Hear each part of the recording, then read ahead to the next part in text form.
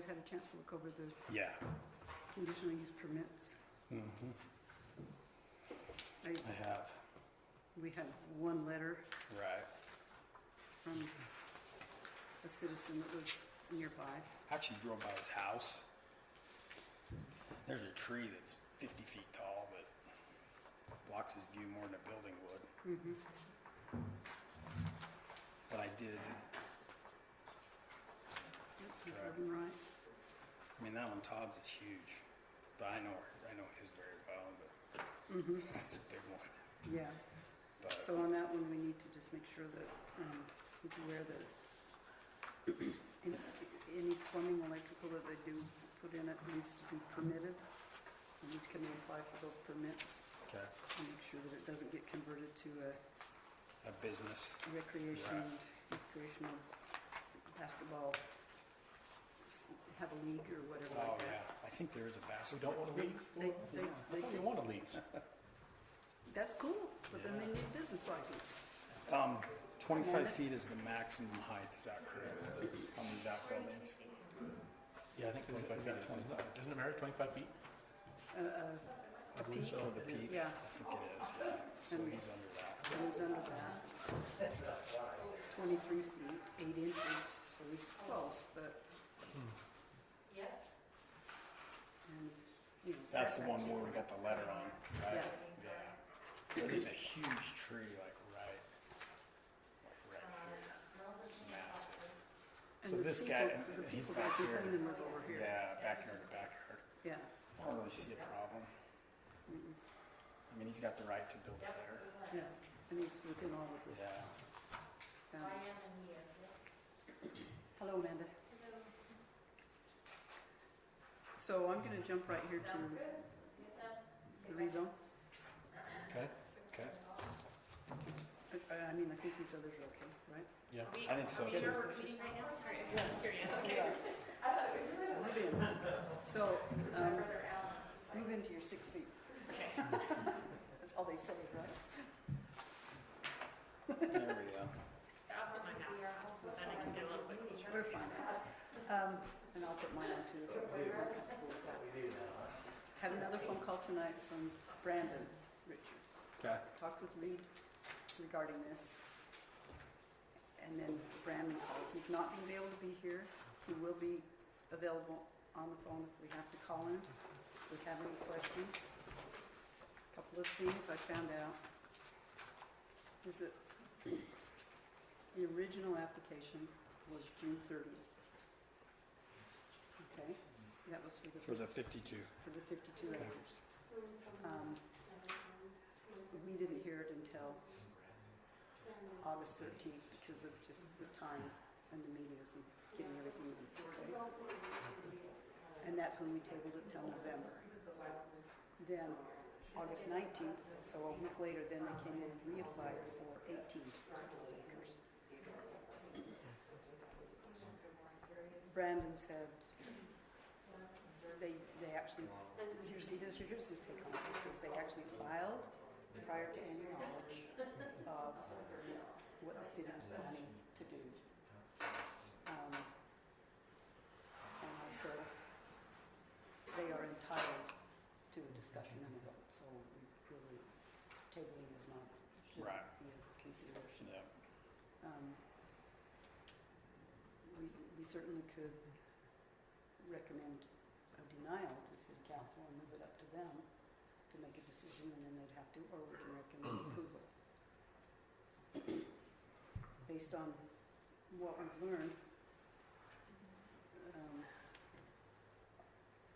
this 18 is part of the 52, and so if the 18 was taken care of, then the 52 would have to be,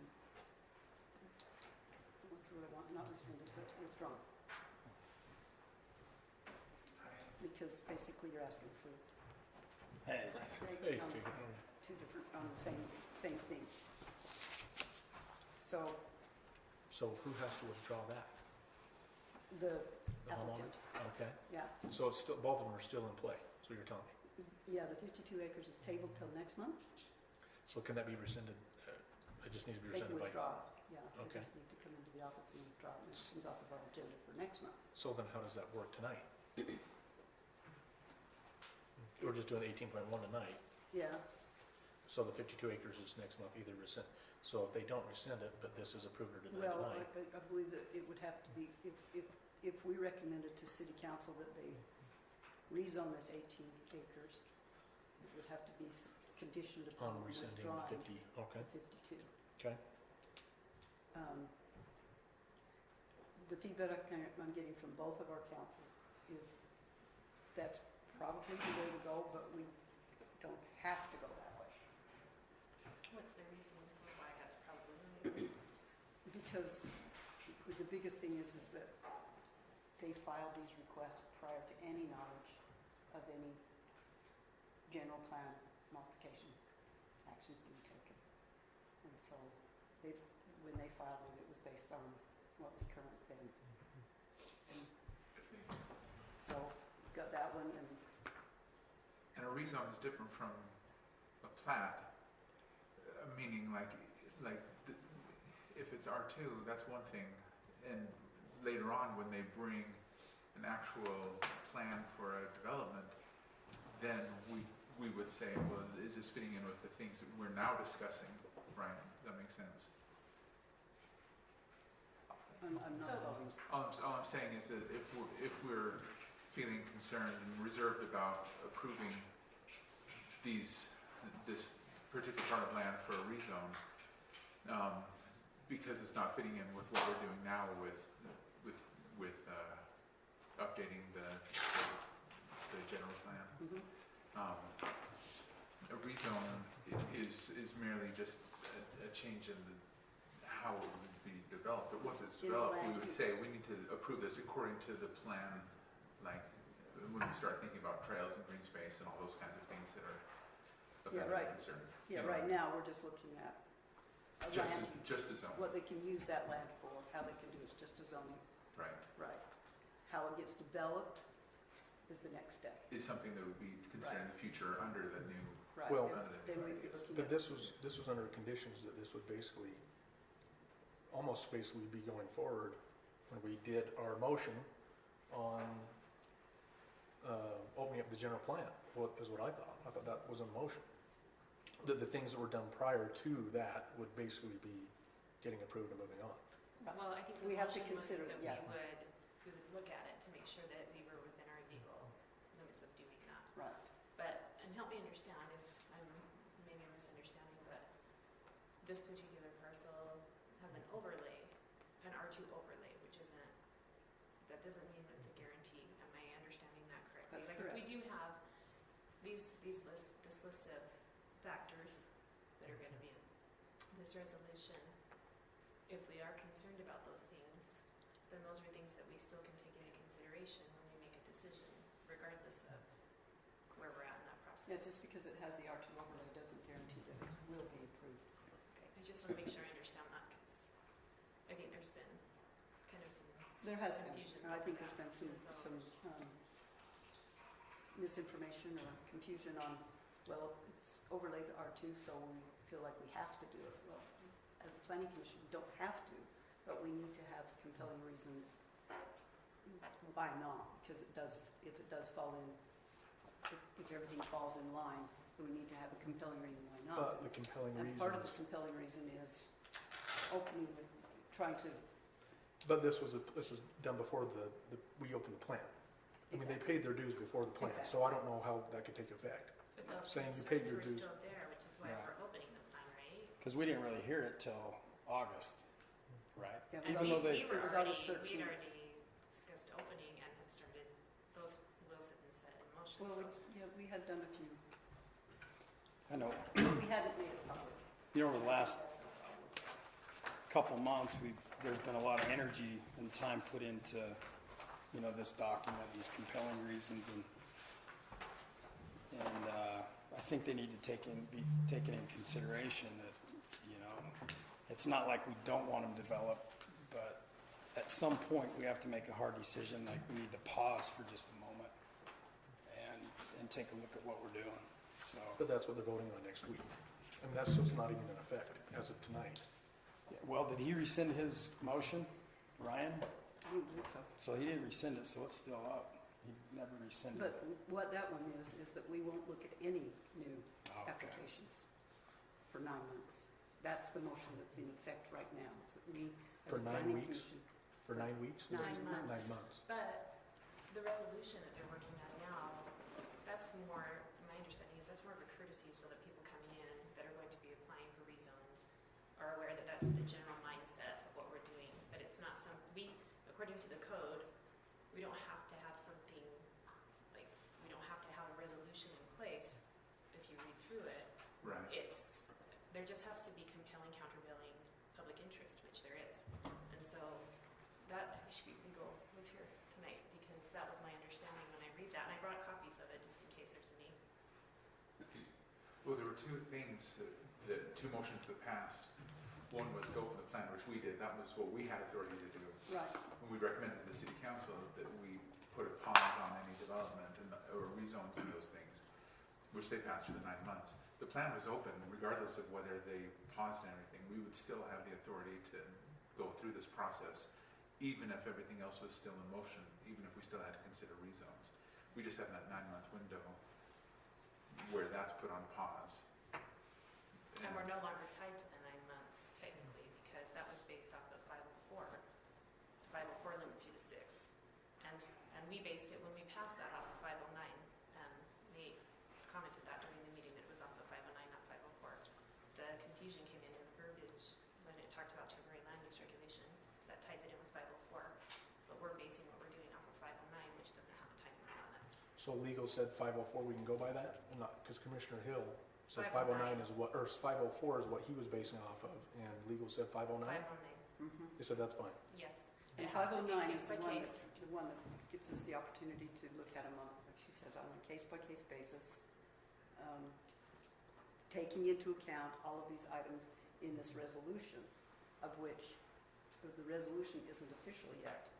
So as we sit tonight with this particular one-time request,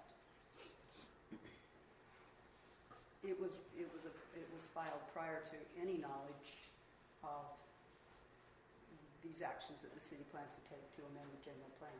But that still doesn't mean there was a guarantee. Even though it was filed prior to, the fact that those reasons are things that we, and have been brought to our attention. Every time we have a rezone request that comes in, there's citizens that come in and state some of the things that they're concerned about. And so I just want to make sure that if we really believe that there are these issues that we need to be aware of, that we're taking those into consideration before we move forward any further in that direction. Well, but all we've always ever done in the past, the only thing that's ever held up zoning, again, according to the training that we had by the city of leagues and towns, is if there's an ordinance in the city that's being broke, then we can hold that up, or just basically not pass it on to the, not pass it on to the commission. It meets all the ordinances and laws when they applied.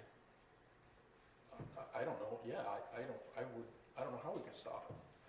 I get that there's other things that people don't like, but we have to have an ordinance or law to basically say, nope, you're breaking this ordinance, you're breaking this law of the city. This is why we're holding it up. So what is an overlay exactly meant? Is it an automatic or do we take into considerations? Because we've had a lot of development. I mean, there's been a huge increase that's happened, and some of it we aren't even feeling the effects of yet because there's things that are slated to happen that have already been approved. When the mayor read that list during the city council meeting, there's a lot in the works already that we haven't even felt the full effect of.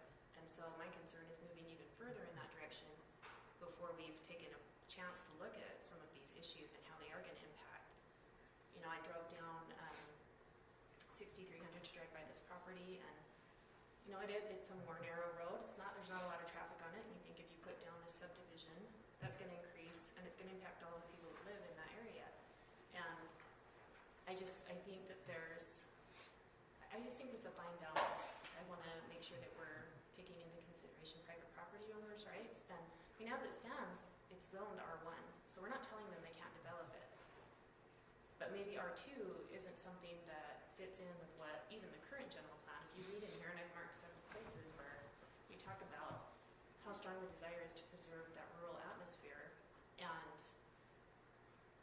is what we've been doing. Does that go along with that goal? I don't know. I mean, Well, that's why we're opening the general plan. I mean, that's the whole reason that we're doing it. But until that general plan gets open and those changes make effect, then, yeah, it is basically a guide of this is what was voted on by the citizens and the mayor and the planning commission and everybody at the time. And yeah, that is the guideline. If not, it's complete chaos. I mean, I can just by every whim say, I don't like that. We're going to change it. We're going to exit. That's why the laws basically say the land use map is your guide. If it's zoned R2 and a citizen wants to come in and it's obeying all the laws and ordinances of the city, you bet they can zone R2. And in the traffic, I mean, there's studies done by traffic all the time. When we ever approve that, the water, traffic, sewer, all those studies are done. And so it's not that, well, we're thinking that, traffic's gonna be bad. Those studies are done. And every zoning that we've approved before that, traffic studies are done and it's all laid out. So I get there's a concern, that's why we opened it. But as far as it being opened and done before we opened it up, yeah, it is a rubber stamp forward as long as they're not breaking any laws or ordinances of the city, which I don't see they are. But but the general plan that's in place that you're talking about, it talks several times in there about the rural feel and wanting to preserve that, and the narrow roads and not having a lot of smaller lots. And so, I don't know, I guess it's just how you interpret that. That's what's in here right now. And I mean, that is left up to your interpretation, what one person feels. According to the state, it's not. Mary, I'm not the only one that had the training. You had the training, and Mary, you had it too, and Mayor had it. And it basically said, this is the law. If not, then if I was corrupt, or you had a city council was corrupt, and I could have someone pay me under the table, and I could just say, no, I don't like that, and we're going to change it, right? The law, the land use map holds us to that law that was voted on by the citizens, like everybody in the government and the citizens. But we're held to R1 because it's currently zoned R1, but it has an overlay for R2 that it's a possibility, right? Otherwise, it would just be R2. Except for the R2 is the approved future land use. Right. And that's It's been approved for R2 if they want to change it. But then it goes back to, I mean, I think we just have to have some common sense. I mean, it's going to be developed someday. Falling back into that 509, there is some compelling reasons to take a pause. I mean, they still have the opportunity to develop their land at 1 acre. And I know what they're trying to do, trying to maximize their profit, and that's great. That's, probably what I would do as well. But I think it makes sense just to slow a little bit. We really don't know the effects of 30 homes on those streets. We really don't know. It's not going to hurt to take some time to look at that. And, we have the ability to do that or not. So. Well, I agree with that. As soon as this passes next week and everything from here on out for the next 9 months, that's what we're trying to accomplish. But the problem is these are stuck before that was done. I mean, it's a hard time when I'm a property owner and I want to sell my property, and then, I meet with everybody, pay money to rezone it, do everything with the laws. Okay, I'm doing this, yes, but the city says do this, I'm doing it, everything's within the laws. And then halfway through quarter way through the process, the city comes back and says, no, we're going to open up the land use map, too bad. Yeah, well, I didn't hear about their application until in August when we were in the midst of doing this. And so, you have to take the citizens into account as well. You don't want to put one person in front of another, just for their benefit. I think we need to look at the community too and their wishes and desires. I understand, hey, it's their property, but I think there needs to be some reason and some common sense done. At some point, we're going to have to take a stand, either this month, next month, or we're just going to get run over. There was a gentleman last week that spoke, and he had some real issues. He says, does this really have any teeth? And I guess it doesn't unless we take a stand at some point to really step back and take a look. So it's kind of up to us. And I see your point, and I'm not against development at all. I've been involved in some before, but I think it's the time that we take a pause and let this play out. And it might benefit the Parkers more. Who knows? We don't know what the future brings. So that's my opinion. I know at the meeting when we decided to table it, one of the reasons that we did that was so that we could get input from the Wasatch Front Regional Council because we were going to meet with them. And when we met with them, that issue did not come up. So I reached out to Megan Townsend after because I wanted to get her input on this so that I could see what she would direct us. She said, it's fair for us as a city to think long-term, is this development going to leave us with issues that we can't afford in the future? It's reasonable to step back as long as we're transparent, and it's not fair for it to become a problem for our city and for the taxpayers in the she said that as we grow as a community, we want to grow at a pace that we can keep up with.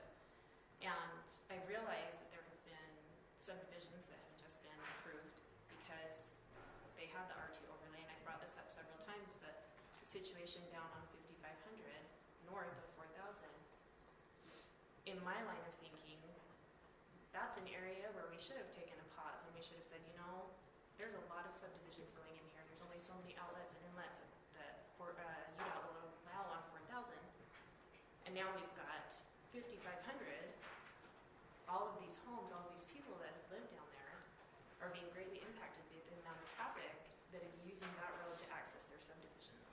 And when I look at this area over on 6300, off of 6300, yes, they've scaled it down to 18, but if you look at a lot of the rezone requests that we get, the reasoning behind them wanting to do this, well, there's already half-acre lots in that area. So we just want to continue what's already been started. And there may already be half-acre lots. It's a foot in the door. But it makes it easier to continue that down the road. And I just think that there's the propensity to have a big impact on that area down there.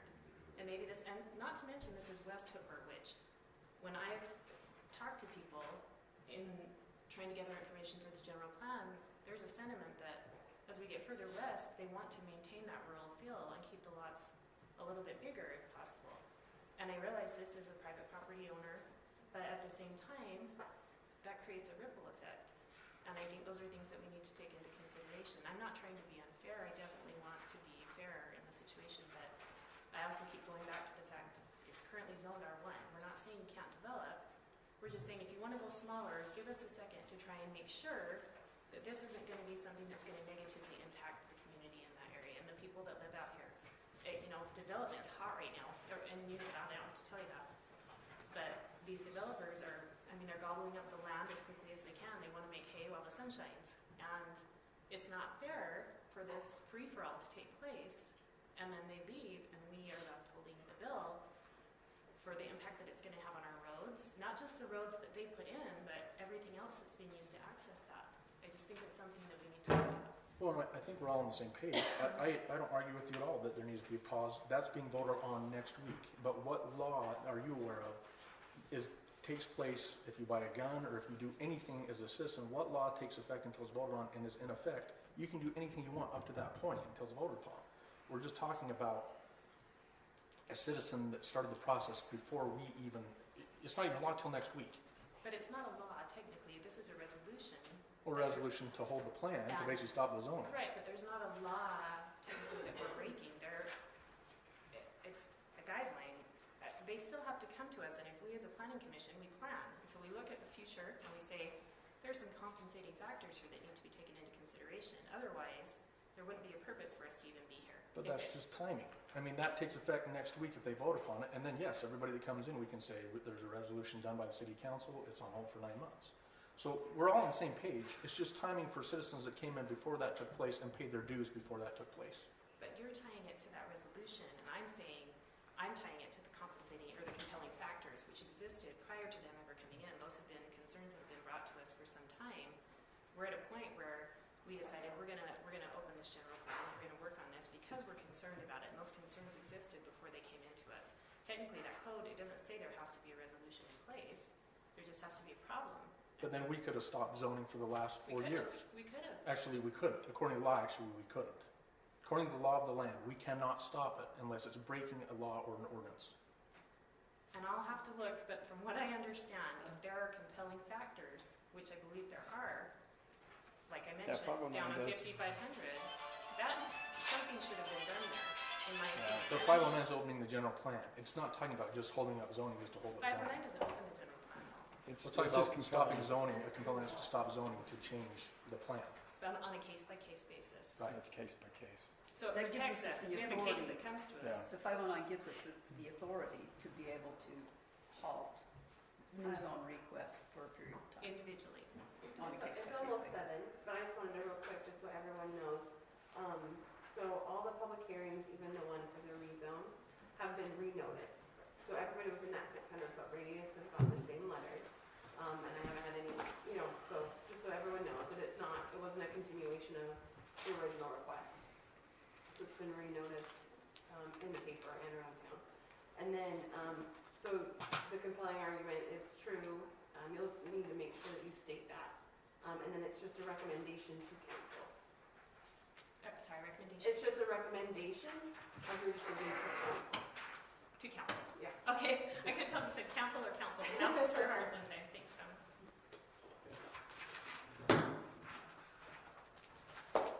Well, we've got a lot to discuss.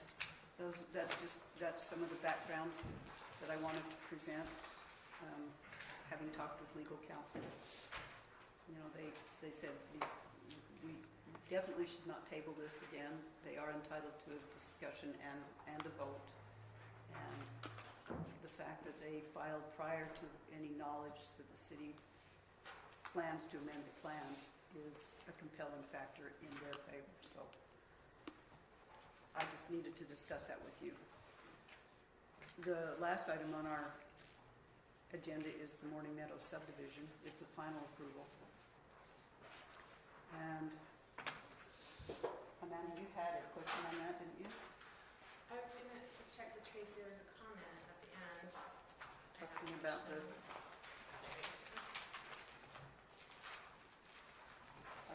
land use fence, wasn't it? Yes, on the east side, it said that the final decision on that land use fence would be left to the planning commission. So I just hoped you could give us a little bit of insight on that. Is there any reason we need a land use fence on that side, on the east side? On the east side, all you'd have to do is determine whether or not you consider any of that property over there to be non-residential. Okay. You know, there is a home right next door. It is a large piece of property. I don't know what really the nature of the part behind the home. We've rarely done it where we say, okay, just a little section of it is, that little section of it isn't on one piece of property like that. But that's the And- nature of it. And it looks to me like each of those 1, 2, 3, 4, 5, 6 lots that border that, they all have a house on them. They're all considered residential. On the east, is it on the east side? Because I thought it looked like that was just, I thought Oh, I it guess. was just Nathan Hall, just one house. I guess it kind of curves. Well, the way it curves, it borders everyone's property, even Zog's clear at the very top. Do we know if that, I mean, is anybody using that for like animals or agricultural? I don't know. Well, Zog has a house, like I said, he's right here. His house is right about here, way far back from the road, and he's still there. Oh, a big picture. I don't know if Lewis or Brad's gonna be here or not, but I wanna bring up the fact that, you know, we all knew, Aldine Hull passed away, and she has a piece of property right there. My concern is I just wanna make sure that they don't, you know, this subdivision doesn't potentially landlock them. Because if they ever decide to do something, they cannot get access from 4,000. And there's really, Which one is Hull's? it's right over here, it's not on the map, it's probably like right in this area. Okay. So I want to bring up the discussion on just on a stub road, and evidently there's some letters that were presented that I would like to see. This kind of happened before I was involved, but I'd still like to see that and just make sure that these property owners are aware that this potential subdivision, or this subdivision could potentially landlock them. So I don't know if Brad is planning on being here or not, but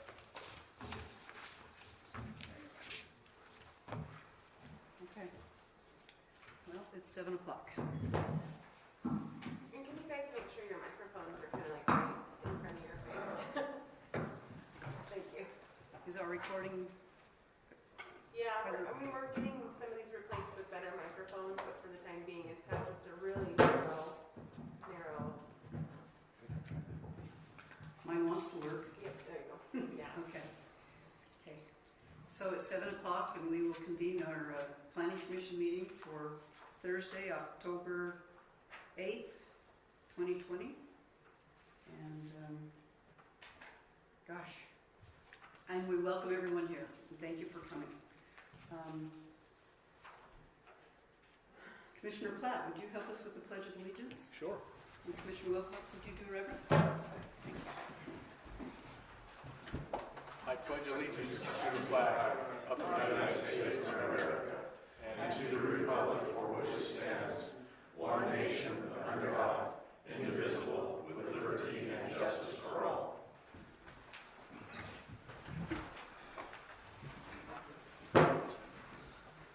Our Heavenly Father, we're grateful for the opportunity to meet here tonight in this planning commission, and we ask that Spirit be with us. We thank you for the freedoms we enjoy in this great country. We ask you to bless the leaders of our country to seek thee for guidance. We give thanks for all the leadership in our community and all the good citizens that we have. Bless them and their desires. We say this humbly in the name of Jesus Christ. Amen. Thank you for coming out tonight. The first item on our agenda is the approval of the planning meeting minutes for September 10th, 2020. Commissioners, have you had a chance to read those and review them? And do you find any corrections necessary?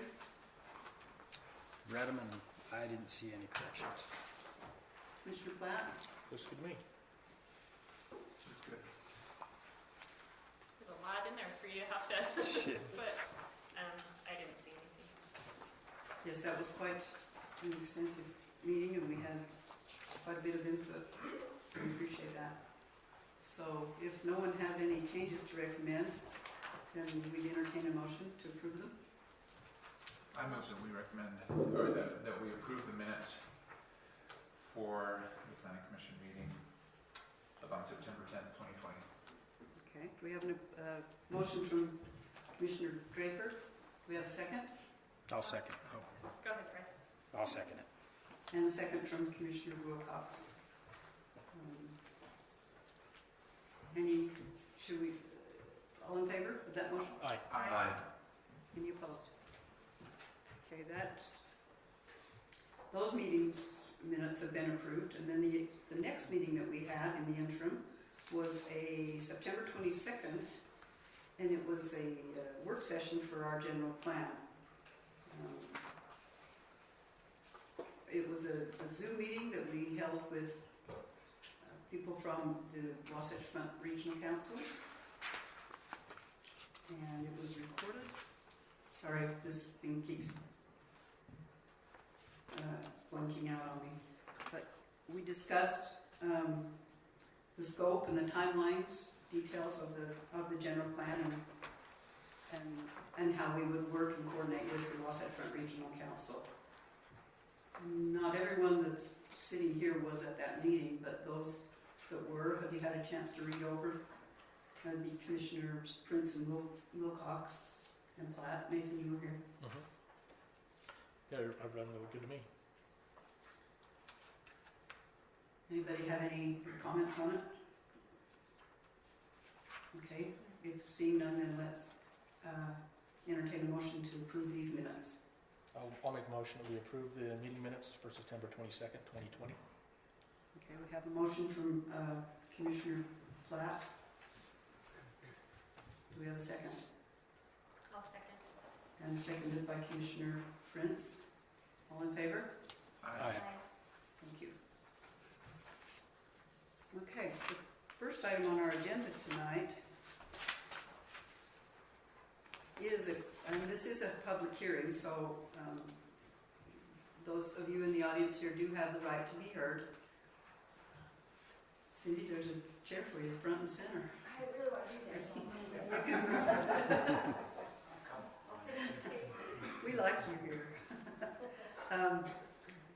The first item of our city business tonight is a conditional use permit for an oversized structure from Todd McCormick on his property located at 5340 West, 4600 South.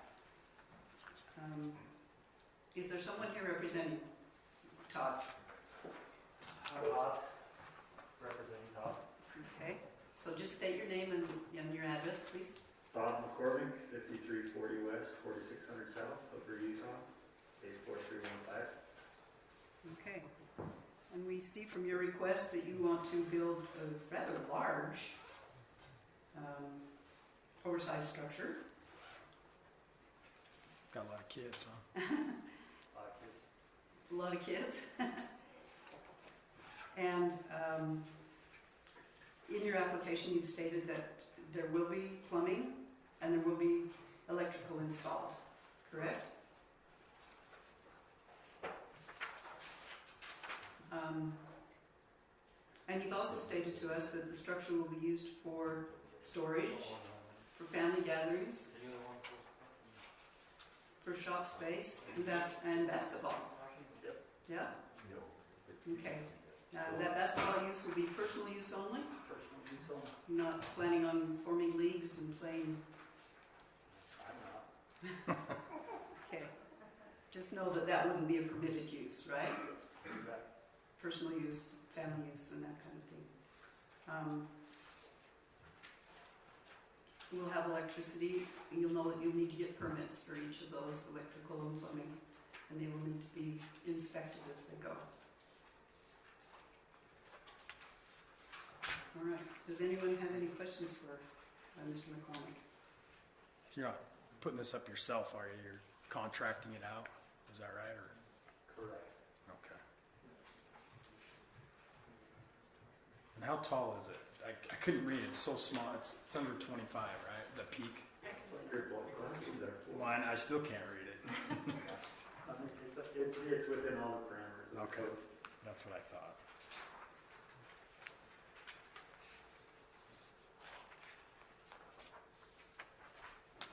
Any other questions for Mr. McCormick from the commission?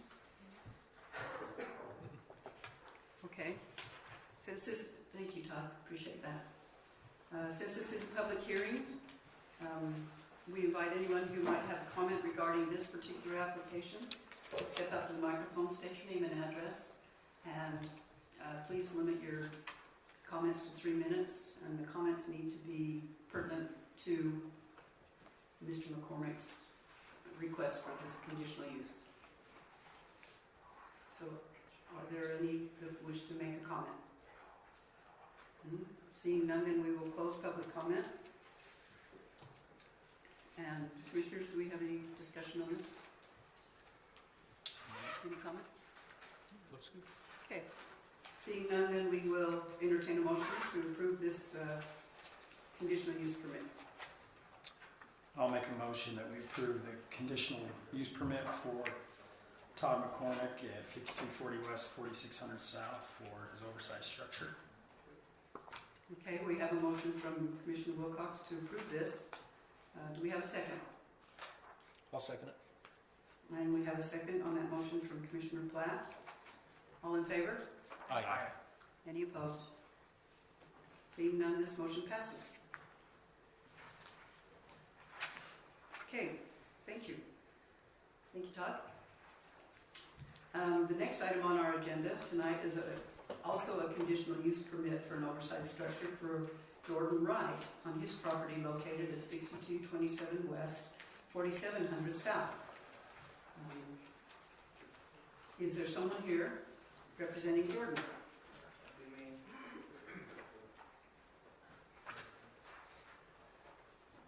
Jordan Wright at 6227 West, 4700 South in Hooper, 84315. Thank you. This looks like you're building a pretty good sized building as well. But you state that there will be no plumbing and no electrical? That's correct. Do you propose to have a concrete floor in it, or will it just be? It'll have a concrete floor. Okay. And your potential use for that is just storage for RVs, ATVs, cars, and trailers? That's correct. Basically your toys, right? That's right.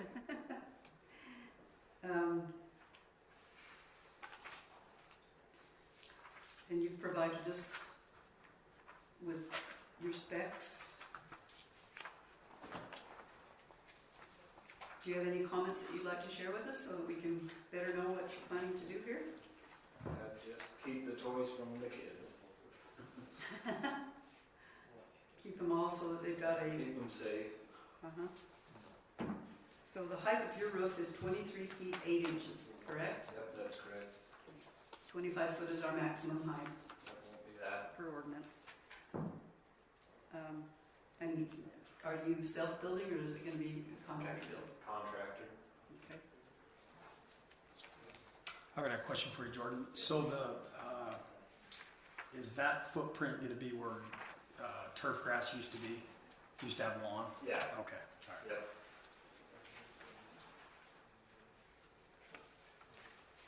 Any other questions for Mr. Wright? We did have a letter.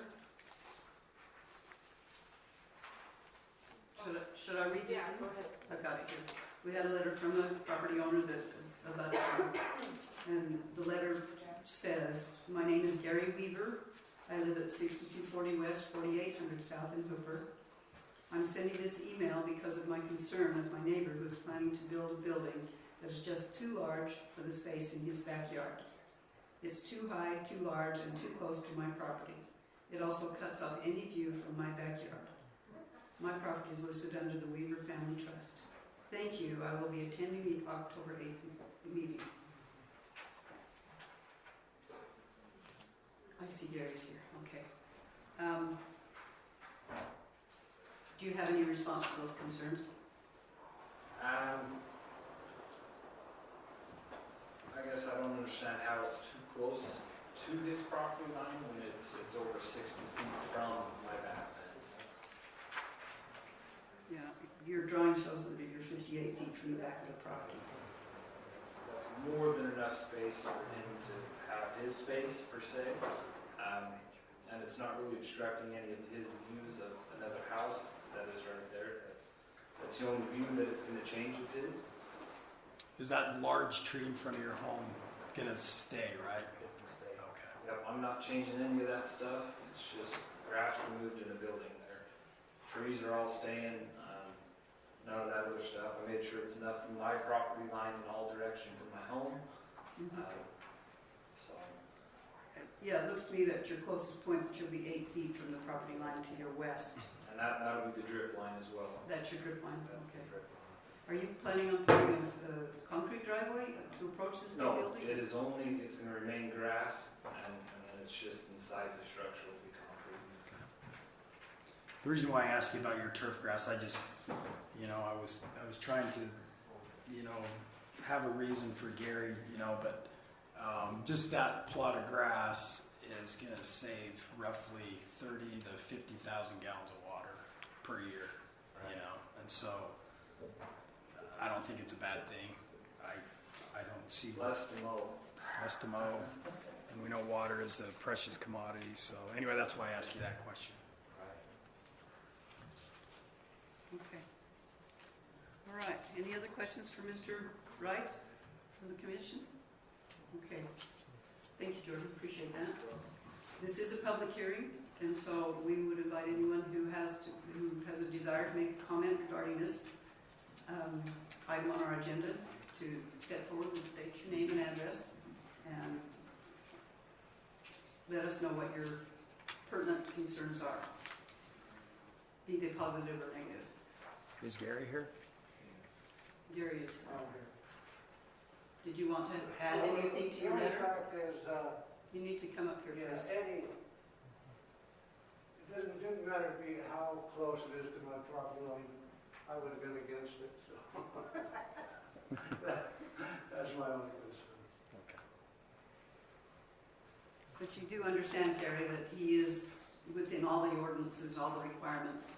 I understand. His building isn't encroaching on anyone's property, and he's not going to, have his roof drip onto your property or anyone else's. So he's totally contained within his own land. And he's building it according to the ordinances that we have here. So, My parents live in a different town, and they had some neighbors who built a large structure across the street, and it was annoying to them to have their view blocked. I didn't go through everything again, but I tried to search for any ordinance that speaks out against blocking a neighbor's view when you're building a structure, and I didn't see that we have anything like that, so it does appear to fit in with all of the ordinances that we do have in place. okay. Right, any other public comment? Seeing none, we will close the public comment. Do we have any other comments from the commissioners? Okay, with none, then I will entertain a motion. I'll motion that we approve a conditional use permit for oversized structure, Jordan Wright, 6227 West, 4700 South. Okay, we have a motion to approve this from Commissioner Platt. Do we have a second, please? I'll second it. And Commissioner Wilcox is seconding that. All in favor? Aye. Aye. Are there any opposed? Okay. Seeing none, then that conditional use permit will pass. Okay, the third, sorry, this microphone doesn't like me. The next item on our agenda, though, is a conditional, again, another conditional use permit for oversized structure. This is for, is it Jorge or is it George? Either. Which do you prefer? George. George? Okay. Lemus, correct? 4909 West, 5850 South. He's building a 1,920 square foot garage for storage and what have you. Jorge says that he is not going to put in plumbing or electricity, but he maybe plans to do that in the future. So we would again reiterate that if you do plan to put in any plumbing or electric, you need to come in and get the building permits to do so, and then have it inspected. Okay.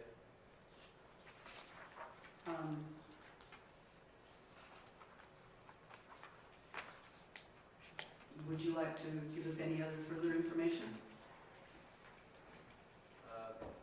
What kind of information? Well, I didn't know if you had anything additional you wanted to add other than what we see on your application. No. Okay.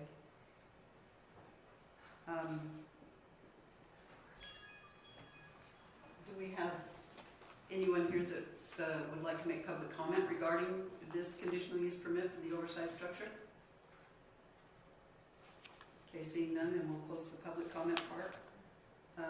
I just want to read what Mr. Lewis has said. The property is currently fenced. He'll use it for personal use, no business operations.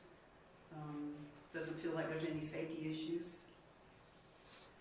No pollution issues. It's just going to be used for garage and storage. I will ask, are you putting a concrete floor in? Correct. Yes. Okay. He's not using animals or anything like that in there. And the, Susan, could I ask a question? yes, I've please. sat through hundreds of these. Does the fact that he would come back and, or that he would add electrical and plumbing in the future change the, require a revisit to the conditional use permit, do you think? Just in case that something might be there that would change the use or something? I believe if they modify their conditional use permit, doesn't it have to come back through the planning commission? If they modify the size of the structure, then it would have to come back for a modified or amended conditional use permit. As far as just adding electrical or finishing items inside the building, plumbing, things like that, then it would just be a building permit. Yeah. So that would be a building permit issue, and our building inspectors then would monitor that and make sure that it complies. Did you understand that, Mr. Loomis? Okay. So as long as the structure stays the same as we're seeing it today, then you wouldn't have to come back to the planning commission. But if you change or modify the structure in size or configuration or anything like that, then it's going to come back to the planning commission. But as long as you, if at some point in time you do want to add plumbing or electrical, then you'll need to get the permits to do that through the city and have a building inspector inspect them. Okay? And that goes with everyone. That's just how it is. Everyone who is here tonight with a conditional use permit, that applies to all of you. So, did we vote on this yet? No. Okay. Well, that's Need a motion. carried away. Yeah. I would entertain a motion regarding this conditional use permit. I'll motion that we approve the conditional use permit for an overhead structure for Jorge Loomis at 4909 West, 5850 South. Okay, we have a motion from Commissioner Wilcox, and do we have a second? I'll second. And Commissioner Prince will second that motion. All in favor? Aye. Any opposed? Seeing none, this one passes. Thank you, Jorge.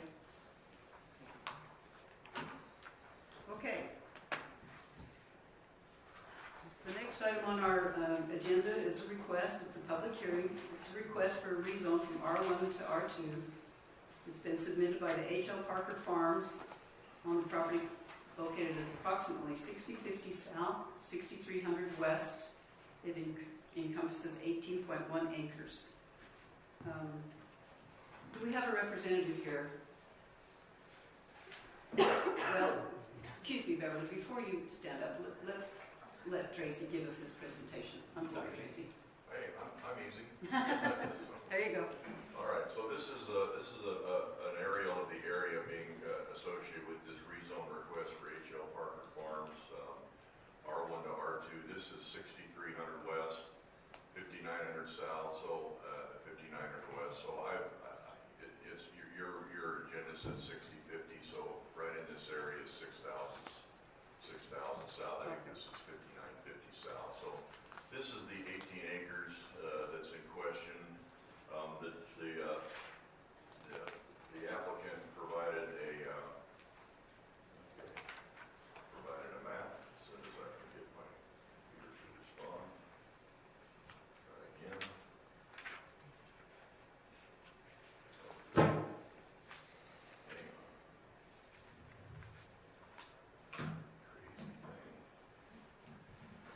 Try again.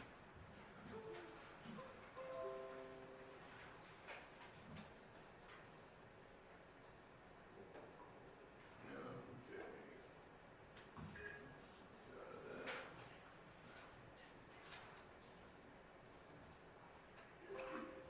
There it is, okay. So this is the map that was provided with the application. So there is an actual meets and bounds description right here that actually show the 18 acres and where it sits relative to the adjacent Mayfield Estates and some other homes that were developed many years ago here when we shortly after we first became a city. On the generalized future land use map, it sits down here, right near the border of right at the border of the city, the southern border between Weber and Davis counties. I'll zoom in on that here in just a minute. On the land use map, you see it down here again. It's currently, or on the zoning map, currently zoned R1, which is our low-density residential zoning. Here it is zoomed in. The property is located right here. There is currently an agriculture protection overlay, but underneath that overlay is a medium-density land use designation. And because of that, they have the option to be able to come in and approach the planning commission, ask for the rezone. That thing out of the way. Can't find my mouse here. Let's see. Here we go. Anyway, I've got something over the top. I'll fix that. But this area right here is R1 zone. All of this area in the old town part of Hooper and in the area in that vicinity has been R2 zone since we became a city, and it was that same way when Weber County had the land use map and the zoning map before we were a city. So that presents the picture as to why they're able to be here and make the request. I'll just back up to that picture and leave that there. So. Okay. Thank you. We appreciate that presentation. Now, I would ask for a representative from the H.L. Parker Farms, please. My name is Beverly Parker Bailey. I am the trustee representing the H.L. Parker Farms. I was raised on a dairy farm on 5900 South on the front east part of that property. As Tracy has told you, we submitted the request originally for 52 acres because that parcel is a 52-acre parcel, and then we were advised that it would be best to just go ahead and submit the proposal for the whole thing, even though we didn't really plan on developing that at all, rather than split up the parcel. But, and we were told that our property was part of the existing general plan for a possible rezone, and it was within our rights as a landowner to submit that request, and that it should be reasonable to expect the rezone to be approved in accordance with the existing general plan. I'd like to give you a little background. I've mentioned this before, that our family goes way back in Hooper. Our great-grandfather, Edmund Parker, was an early pioneer here. He helped dig the canal from the Weaver River to Hooper, and that's how he earned some of our land. My grandfather and my father didn't inherit it. They bought it out from their siblings. So there's been a precedent there. Our dad, Lyle Parker, taught high school English in Weaver District, and through very hard work supported 7 children, and we grew up milking cows and hauling hay while he taught school and also was available on the farm during the summertime. He was able, through his very hard work, to put together additional property. We are not big developers from outside of Hooper. I myself recently retired from 30 years teaching junior high. 23 of those years I was a single mom. All of my siblings have worked jobs, even my 2 sisters, full-time jobs, while they raised their families. My 2 brothers that are still farming always worked 2 jobs because there was never enough income on the farm to support a family. The 2 brothers that are still farming are 60 and 69 years old. We've already lost 2 brothers, both of which their careers were related to our agriculture background. One, an USU mechanics instructor, was killed in a tragic accident very young. And my other brother was a state agriculture inspector. Their widows and children are not farmers. We also have a sister in Texas who can't take care of a farm. We need to be able to sell some land, to be able to settle these heirs out of their share of our parents' estate. It's never been our intention to sell the whole farm. It has been suggested that because we don't all still live in Hooper, we don't have a right to request a rezone. I would like to make it clear that our family still owns 2 homes in Hooper. We have siblings that would like to take ownership of these homes, but they can only do so if they were land sold so they could buy out the other siblings. We have children and nieces and nephews who still live in this city, and we care very much about the future of Hooper and still consider it our hometown. We feel strongly that as landowners, we do have rights to have a say in what happens to our property. We submitted our application in July to be heard at the August Planning Commission meeting following the guidelines of the existing general plan. We were told at that time that there was an impact study coming in the future and we had to wait until November. To show our willingness to work with the city, we have since submitted a second request for the rezone of the 18 acres, which is what we really wanted to be able to develop. This second submittal is before you tonight. It was voted at the September Planning Commission meeting that those who had submitted their requests prior to that meeting would be considered under the existing guidelines of the general plan.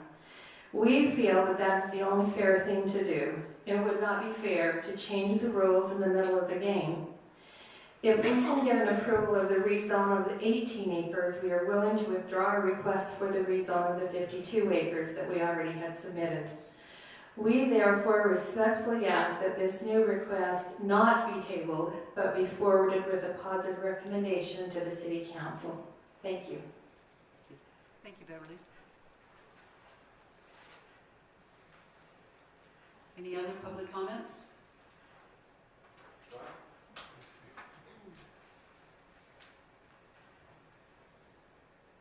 I'm Scott Carlson. I'm the civil engineer and been asked to work on this property.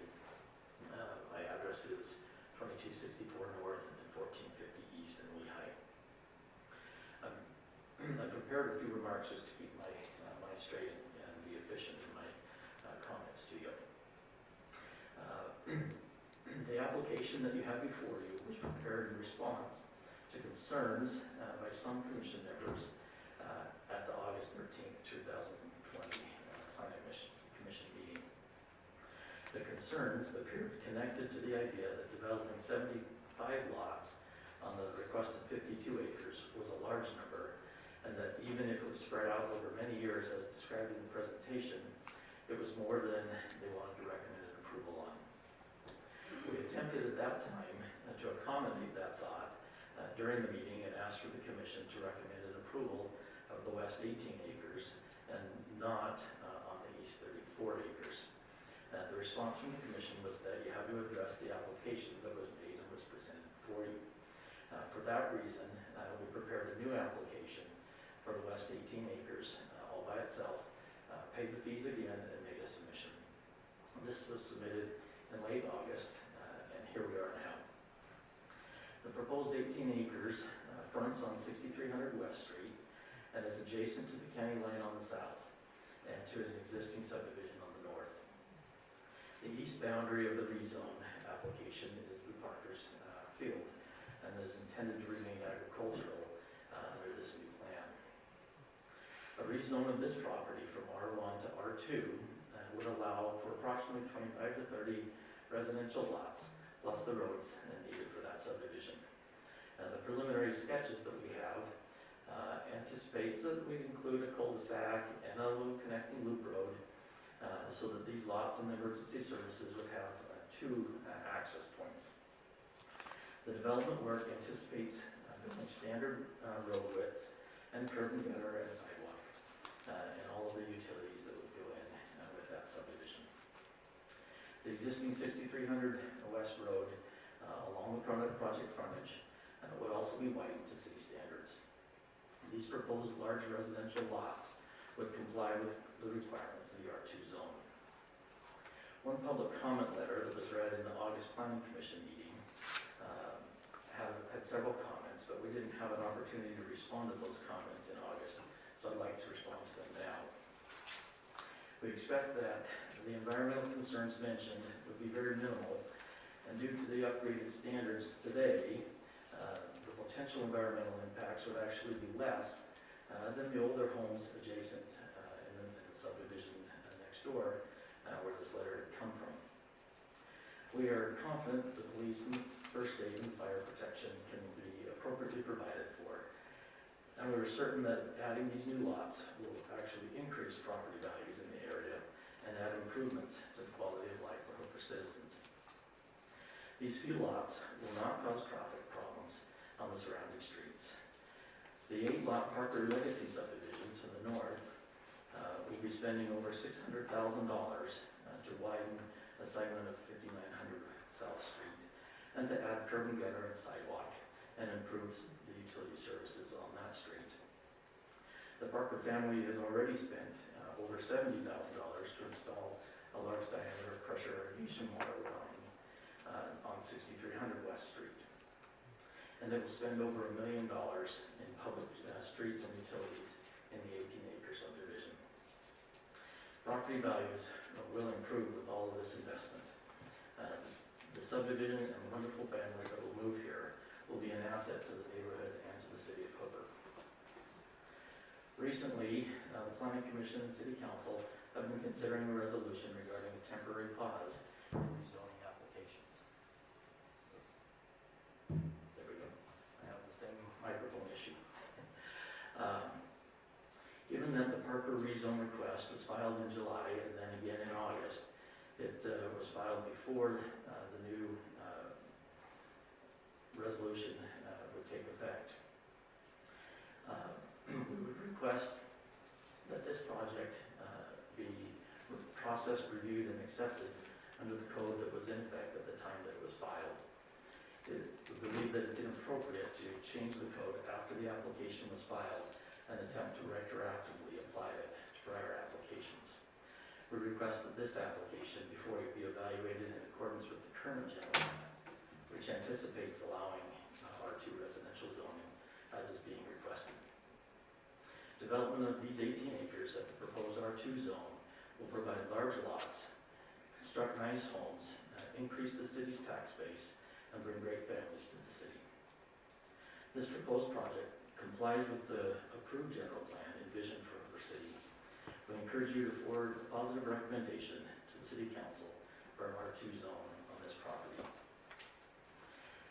Given that I'm not really sure if there will be other public comments that I might need to respond to, I'd request an opportunity to speak again afterwards if that happens to be the case and there's any comments that might warrant that. Also, I'm available to answer any questions from the Planning Commission. we have questions for Mr. Carlson? Anyone? How many lots you looking at putting in there? I mean, obviously half acre, 18, what, about 15? Is that kind of, or, sorry, Yeah, about 30? 25 to 30 range.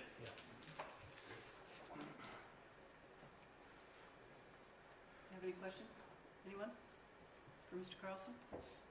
I do have a question. Have you looked into the possibility of doing 1 acre lots where it's currently zoned for 1 acres, and what was your reasoning behind not doing that if that's?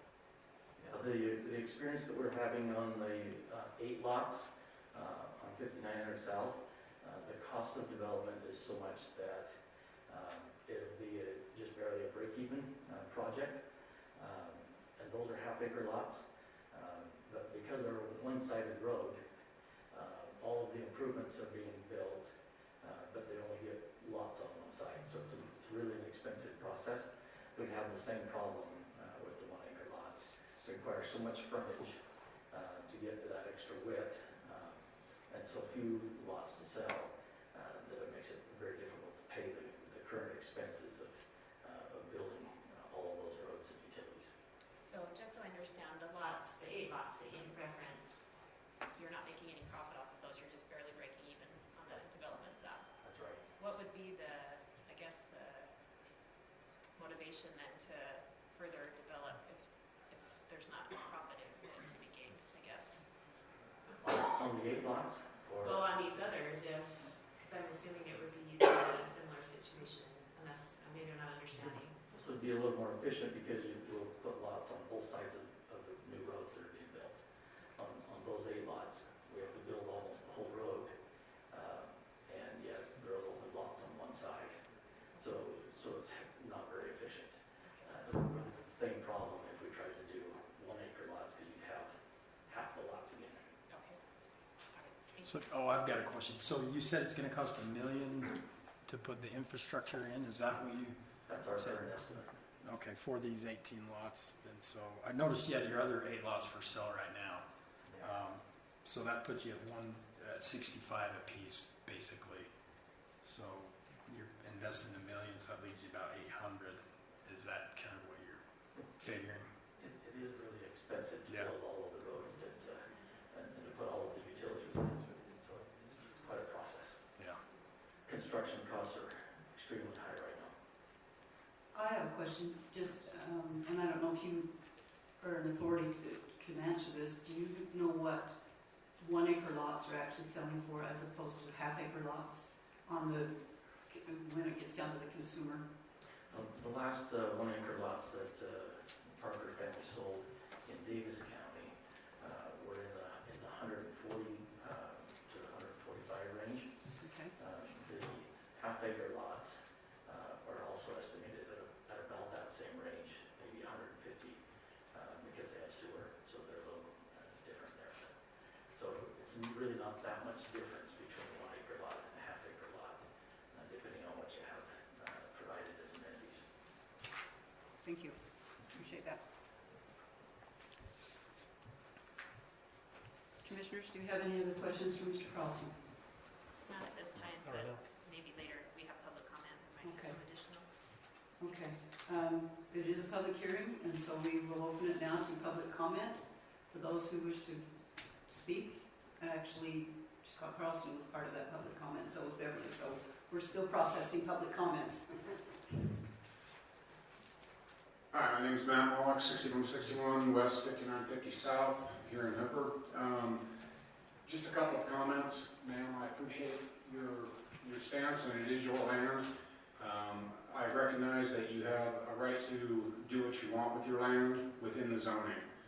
But what I've heard from the commission tonight is it sounds like you feel obligated by law to approve something. That's not the way I see it. The way I see it is there's an application in front of you to either recommend approval or disapproval at this time for this rezone. And while we have great public concern that's been voiced, both to this panel and to the city council, I think it's incumbent upon you to listen to the public that you represent and put a pause on it. And if they want to develop 1 acre lots, it's zoned for that. I say, great. I can't stop, well, I don't say great, but I can't stop them, and I can't say that they shouldn't do it.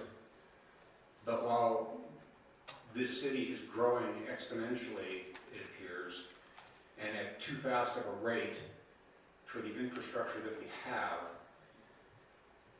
I think you owe it to the citizens to recommend disapproval at this time until the new city plan is put in place. And as far as the comments of great families moving here, that's pretty speculative. You don't know who's moving here. That's right. So I think you need to consider, or I would encourage you to consider recommending not going forward with this plan until the new city plan is in place. Again, it's an application, and I don't believe that you are bound by law to approve it. So, thank you for your time. Thank you. Appreciate your comments.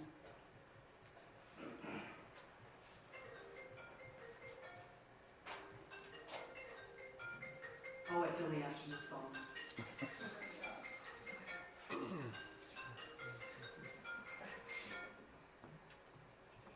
Is there any other public comment regarding this item on our agenda? Okay. Are you coming back? Scott Carlson? Okay. I appreciate the comments that the last speaker had. I guess I'm going to just say that our recommendation or our reference to having great families come in is really in response to the letter from the August meeting, which speculated that new families coming in here were going to increase crime and have all kinds of problems. I don't think that that's an accurate estimate, and certainly would be speculative. We would expect that families who buy and build homes, brand new homes on these nice lots, would be great families. Thank you. Thank you. Any other public comment? Okay, seeing none, then we will close public. Oh, sorry. I'm just a little slow. My name's Sheldon Greener, 5638 South, 1600 West. I had a couple, one question first is, this was zoned as the agricultural protection area. I've been to a bunch of these meetings, and I've seen stuff put into that, I've never seen them come out of it. I was just wondering if you could explain to me, because I like to know things. Like, what does that mean as far as like when it goes into it and come out? It doesn't really seem to have any impact on this, or does it? So I'd just like to know that. And then in response to the gentleman from Lehigh's comment about lot values, I'll just put in my 2 cents or whatever it's worth. 3 years ago, I bought my lot, 1 acre lot, for $145,000. And I had to put a $30,000 septic system on it, making that a $170,000 lot basically. Versus these, my understanding is this has sewer in it. So, if it's 1 acre lots with sewer, that basically makes that value $30,000 more already because it has that built into it.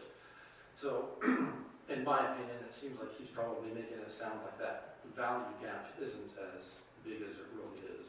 So. Thanks. Thank you. Appreciate your comments.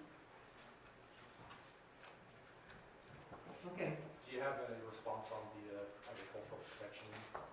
Oh, the ag protection overlay, I can check out it here if you want. it was, We can Tracy, ask would you like to comment on that Well, for us, again, please? many years ago, as the plan was being developed, people came forward and said, we're concerned about being able to do what we are used to doing on our property, our agricultural property as residential, as the land use changes to residential. They apply at the state, and then the city council approves that as a use, to cover the ground so that they're protected to be able to do agricultural operations, just as they always have, regardless of who's next door. Can't complain if they're out, mowing and disking at 2 a.m. because that's when it happens. In terms of removing it, I don't know. I assume as soon as it changes land use here and becomes a residential commercial subdivision, I assume that just goes away, but I don't know that. We've never really had anybody apply, maybe Sean. So in this particular case for H.L. Parker Farms, they did submit a request to remove the agricultural protection, which was granted. On the 18 acres or on the entire parcel? On the entire parcel. Because our brother requested to be put on. Yes, he did, and it's just been a couple of years ago. No, it's been several years. Well, He's been gone for 15 in the years. left, So then we replied to have it removed. Either way, it's been It's up to the officially landowner. removed. It's up to the landowner. Yeah, and it's not protection for agricultural ground, it's a protection for the farmer. Subdivision complaint. Okay, awesome, that's good. okay. You got your answer, Mr. Greener? Okay. And did everyone else hear that, since you have a right to know what it is? And isn't there also a tax break associated with that agricultural protection? No. No. What is a green belt? If it was in Green belt. Greenbelt, that's different, but that's a different thing than an ag protection, that's just within our city, where we, basically an ag protection protects the farmer Okay, to be able to go out and do his sure. stuff in the middle of the night without the neighbors having a right to complain. Because they're brought, I mean, because they have the right, but it's legally noticed to them that, hey, this is protected area and these people will farm in the middle of the night. My dog loves to bark And at so, neighbors when he's out in the Enjoy middle of the night. listening to tractors, because that's what it is. Okay. All right, and we will, now, do you have a comment?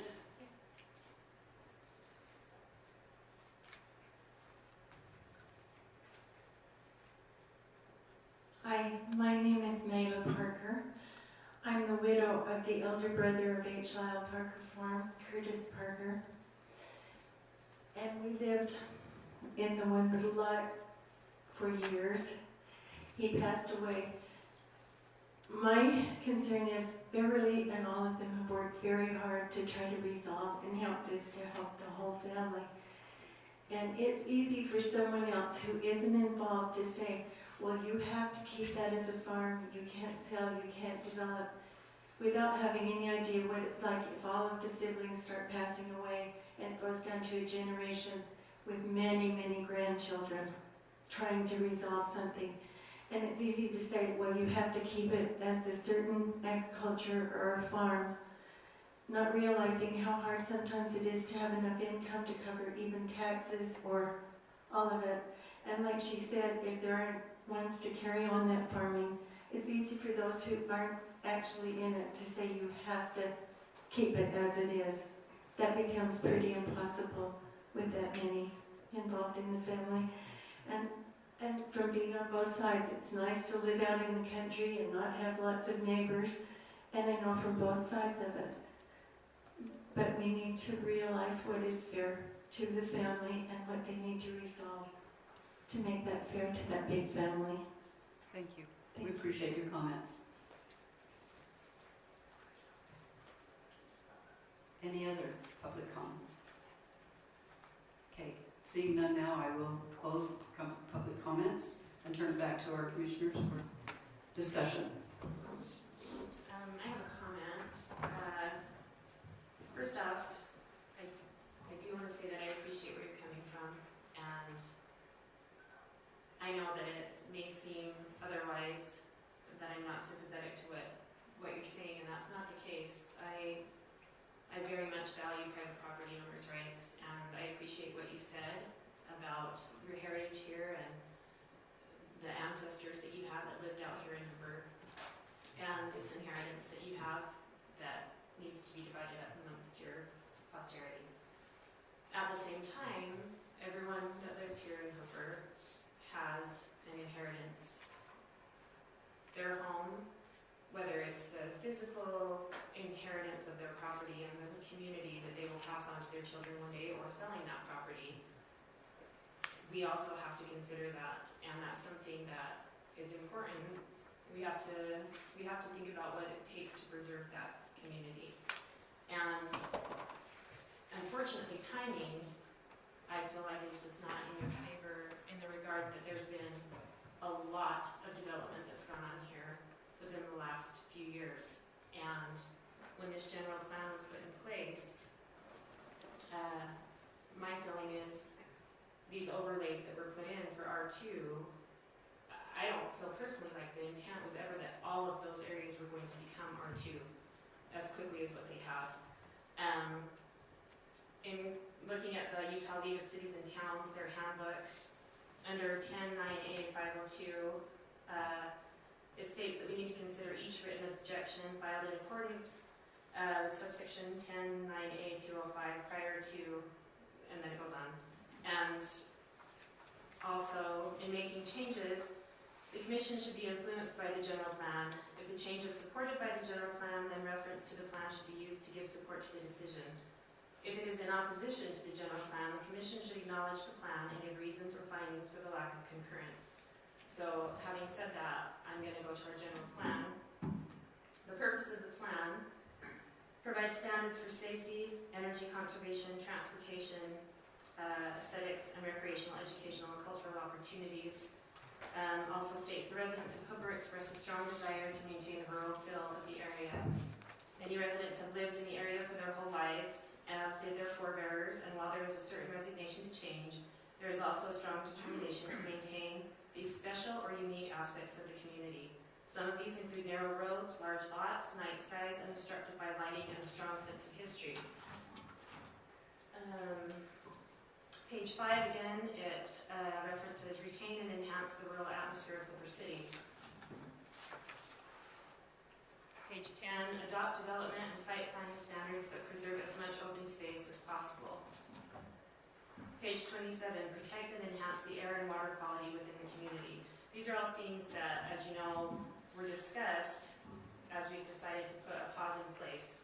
The water quality, I'll talk about that specifically. There's been a lot of concern with the culinary water right now. It has a very strong chlorine taste. If you talk to the Hooper Water District, which I have, you know, the reason why we've had some of the issues, the amount of development that's gone on out here has caused them to have to use different wells. Getting the quality in those wells is hard to dial down, and it costs money, and that money is passed on to the citizens that live out here. I feel that I don't want to be, like I said, I don't want to be unsympathetic, but I feel the property is currently zoned for R1, so we're not saying you can't develop it. But perhaps R2 isn't in the best interest of our community at this time until we've looked into it. We've had so much development that's happened, and I feel like it would not be a wise decision to move further in that direction until we have a chance to fully assess where we're at. And, you know, I reached out to an appraiser in regard to the 1 acre lots, and I asked him, you know, tell me, he does a lot of appraisals along the Wasatch Front. He lives in the south end of the Salt Lake Valley. He said it's virtually impossible to find a 1/2 acre or 1 acre lot down there. And we're seeing that happen as it moves this way. You can see in Syracuse and West Haven, all of the growth that's been going on. And I commend our city council and the planning commission for them being able to slow down the growth as much as they have. Could be a lot worse right now. But from what the appraiser that I spoke with told me, there's a high demand for 1 acre lots. And I guess my recommendation would be to maybe look at that a little bit more and see if that's something that might be feasible so that we can find a balance. We have to take all the information that comes into us and make the best decision for our community as a whole. And I just want to go on the record as saying, just because you aren't a resident of Hooper living here right now doesn't mean you don't matter. And I know that was mentioned in the city council meeting that you don't count. And I never said that. I simply said you're not impacted the way that the residents that live out here are. And so those are my thoughts. Thank you. Thank you, Commissioner Prince. We appreciate your comments. I think that Further all, discussion? yeah, I think that everything that Amanda said is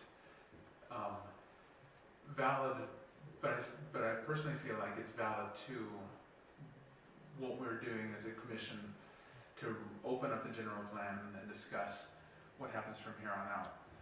One of the complaints that I hear most frequently from citizens as we go through the process of zoning is that it feels like we simply rubber stamp any request that comes to us, and I think there's a good reason for that perception. when I started on the planning commission several years ago, I really didn't know what the planning commission did. I didn't know by what rules we were supposed to operate. So we received training from organizations in the state, and my understanding is that we up here are not a board that, well, we are here as human beings who are supposed to use our judgment. We're supposed to use our judgment according to the laws that are set in place. And the laws that are set in place are, of course, the general land, the general plan, and then the zoning ordinances. Now, my perspective at this particular moment is that all of the concerns that Amanda brought up, these are perennial concerns. These are things that are always concerns, and these were things that were concerns when this general plan was adopted, and they continue to be concerns, and that's why we're opening it up again. And you know, so 5 years ago or 6 years ago, when most of the last round of emendations happened with the general plan, I assume, I wasn't involved with that, I wasn't a part of the commission back then, but I assume that they went through the process of doing the research that we're planning to restart at this point in time, and then they made rules according to the conclusions that they arrived at that point in time. And then, so as we, as a planning commission, come to this table to discuss these issues, this is the yardstick by which we operate. This is what we use to create judgments. And so when you cited those references from here, I'm not saying that anything you said was wrong, because you did point out precisely the valid concerns that we look at. But I think to me, the most tangible and the most pertinent laws or aspects of the general plan that are in question here is, what did the planning commission at that point in time project for land use, and that is dictated in the general land use map.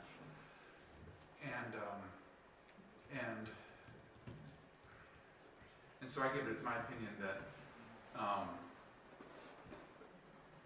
the timing, even though it's inconvenient and it created all this kind of chaos here with us having had this conversation over the course of multiple meetings, I do feel like they're within their rights to request it, and that we would be doing the right thing to recommend the request or pass the request. Just because that's what was put in place by the planning commission under the research that they did at that time. Now, this will be the last thing that comes to us before the pause is put in place, and then we really do get down to the nuts and bolts, and we do exactly everything that you're talking about. We do surveys with the community, we do the research studies, and we make sure that all of the roads, the safety, the water, and all the things that we're concerned about are in place. I just feel personally for this particular case that the law by which we govern this decision is a law that was already in place, not the law that we're going to put in place starting now. I guess just to respond to that, my understanding is that it's not, I guess it just depends on which part of the general plan we choose to listen to, because those things, yes, those overlays were put in place, but we still have a responsibility to make sure that the standards for safety, energy conservation, transportation, the list that I read are still being met. And at the time that general plan was put in place and that future land use map was come up with, that was all on paper.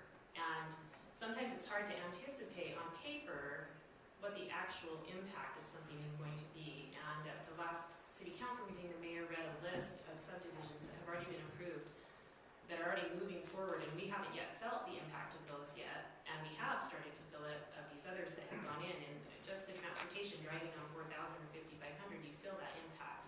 And so, I guess for me, there is a reason to look at it a little bit differently than all the other ones that have gone through, even though, and I wasn't on the planning commission when all of those went through, I think that some of those fell under the same concerns, and that maybe we should have looked at those a little bit more closely, and referencing specifically the north end of 5,500. I bring that up a lot, but I don't think that we necessarily represented the best interest of the people that live here in Hoover in that area.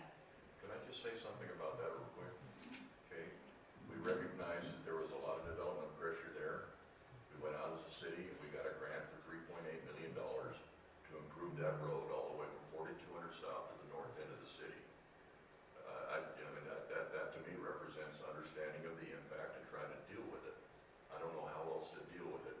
And I guarantee when we go over there, start talking to people about putting in the infrastructure needed, we're gonna be told we're a bunch of jerks, because they won't want it. They won't probably, because that's But, their home, that's how it's but been. that's the solution that now and we come up with a grant from the county for almost $4 million to do it.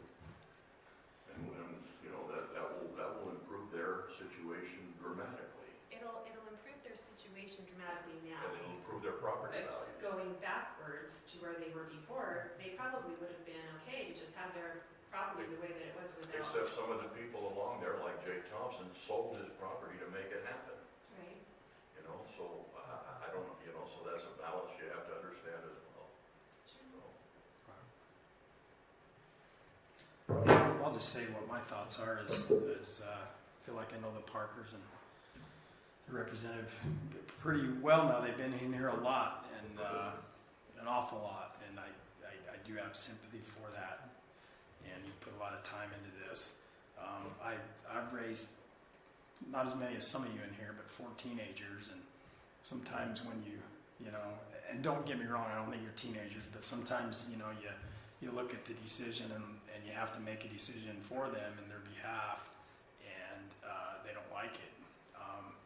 My thoughts are is you know, it's up for consideration. I don't think there's any laws we're breaking or anything. It's a consideration. There is definitely some issues that would come forward. I'm not saying no. I'm saying wait. The timing is, this particular piece of property's got caught up in timing, unfortunately, and I do feel for that. And maybe it'll work out for your favor, but I don't know. But my gut tells me, just with over the last 3 months that we've, actually probably more than that, 4 months or so that we've dealt with this issue and a lot of these concerns that are extremely valid concerns. I mean, my feeling is that it's a wait. It's not a no. It's a wait. Wait and let us get our feet underneath us and do a little bit more stabilization of our city. Because we all want to live in a great city. This is a great city to live in. And if my kids decided to live here, I want them to live here. And maybe they'll live on the Parker farm. I don't know. But my feeling is that we're going a little too fast, and we just need to slow down and wait. So, and I know there's a time frame. I know 9 months has been, and that's going to come and go like nothing. You still have the right to sell your property or do whatever. It's just the rezoning. I think, in my opinion, we just need to pause. Just to clarify, the 9-month thing, that was Yeah, attached to the that was 504 attached. code. So since we're basing this off of the 509 code, there isn't really a timeline, other Timeline, than right. we have put in the resolution that we are going to do this As quickly fast as we can. It Yeah. doesn't matter. So I guess the 9, I misspoke on the 9, but I know we're going to try to do it as quickly as we can. And I know Wasatch Front Development is, you know, they're moving pretty fast right now to help us out. Anyway, that's my comments. Thank you. I mean, I agree with the temporary hold. I agree with all of that. You hear that? My problem's timing. I mean, just like Jacob is, I mean, they came in before we decided to do this. They paid their permits. Everything was legal and just on their end. Now they're caught in the middle of it. And so, I mean, I think they've been more than I mean, to be honest with you, if I was in their place, I'd be damn well ticked off, because I have every right to sell my property. We do not live in a socialist community or country, for that matter. Greater good is what I hear. That's socialism. Talk about the greater good. Well, dang well, people have property rights, and I do, and they do, and everybody else does, and they have a right to sell their property, and they've done it legally. They're just caught in the middle of the change. And my deal is next week, darn well, I hope the city council and the mayor and everybody else votes on it, and it's legal and it's done proper, so we put the hold on it from there on out. But they're caught in the middle of it. They have a right to sell their property. They've done everything right. There's nothing that I can see that can stop that. And Tracy, when we do subdivisions, don't we do impact studies?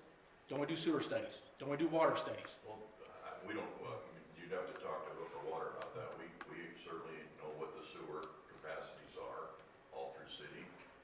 We also understand what the traffic situation is. And I don't want to sit here and go through a whole traffic study for you, but when you start talking about the number of trips that'll be generated, when they'll be generated, during what hours, and how many vehicles that represents, we could sit here for 3 or 4 minutes, and that would be what represent between each car that leaves this subdivision at morning and evening. And it's just not that dramatic at this point. And you know, for that, but eventually it will. And so, you know, we certainly look into that and see if there's other improvements that need to be made as the development occurs. We've had developers have to do a lot more than just their own frontages in order to make that happen.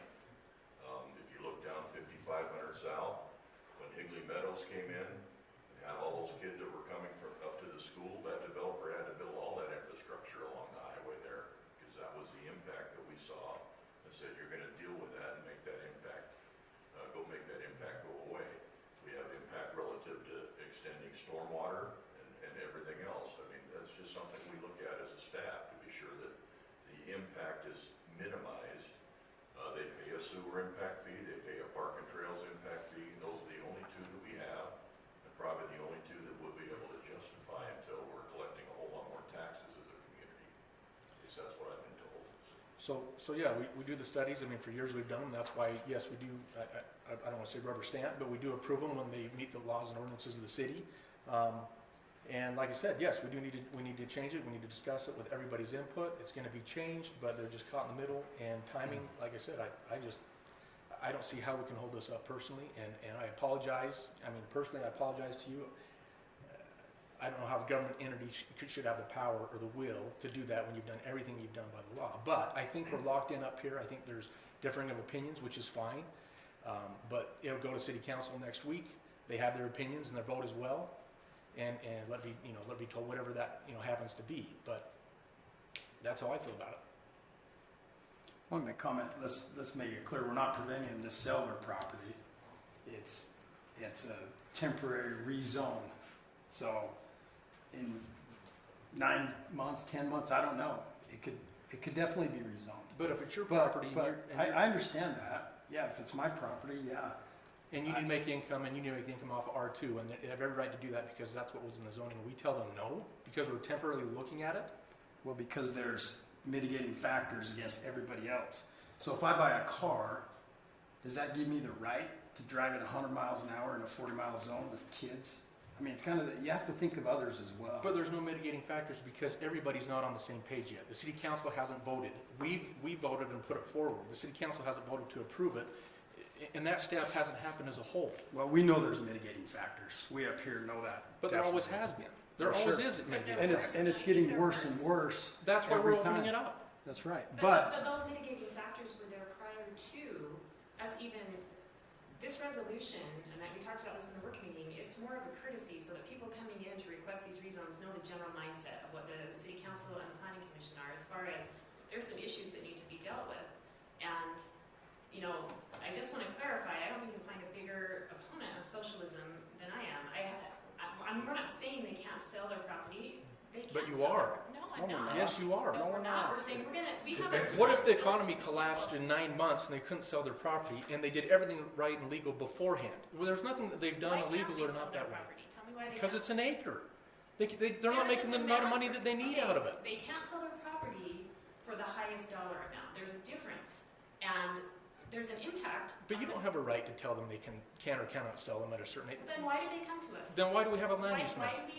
Why do we have this in our general plan that we have to take those things into consideration? Why even come in?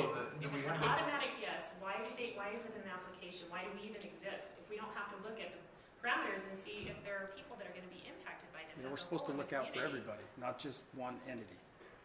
But the mitigating and it's factors not the you're greater listing good. are not I mean, we represent the citizens of Hooper, right? But I could say that to anybody that came in this morning with Todd McCormick or any of them, I could say, you know what, I like Todd and I dislike Jordan, and you know what, the traffic coming out of Todd's house, I believe that's gonna be bad. So, you know, if I was a corrupt guy, I could say, yeah, I'm denying you, Todd, and I'm approving you, Jordan, Well, I'm because not a that's the way it corrupt is. person, and Todd's structure that he's building is not going to have 60 to 90 cars coming in and out on the streets. But you don't know that, and they do the traffic studies, Amanda.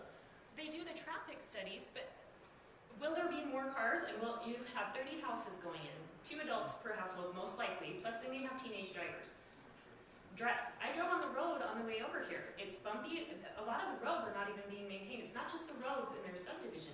It's the roads and the infrastructure outside of that the rest of us have to deal with. And I agree, and that's why we're opening the plan. But they're stuck in the middle, and they did it before we decided to do this. And when Bryce said that when we buy a car, we don't have the right to drive 100 miles an hour in a 40-mile-per-hour zone, that's true because the 40-mile-per-hour zone is the law. And the future land use map is the law that is in place at this point in time. I think you're kind of missing the point. It's not a no, But the it's negative- a I wait. understand that, but It's the a mitigating wait. factors that we're listing here are merely, they're like the talking points of the conversation. So at what point They're are not these concrete. mitigating factors gonna have any teeth? Next week, when everybody's on the Well, same page. You're gonna have everybody else in here saying the same thing. Not when the city council Yeah. and everybody stands behind the vote. We put it in motion, it's in motion, but it's not approved by everybody. With legal team, which can be here tonight, but legal said that we can do that as long as everybody votes upon it. Well, you're still in between it. The city council hasn't voted, we have. They're still waiting pending on that approval. They started before that process even started taking place.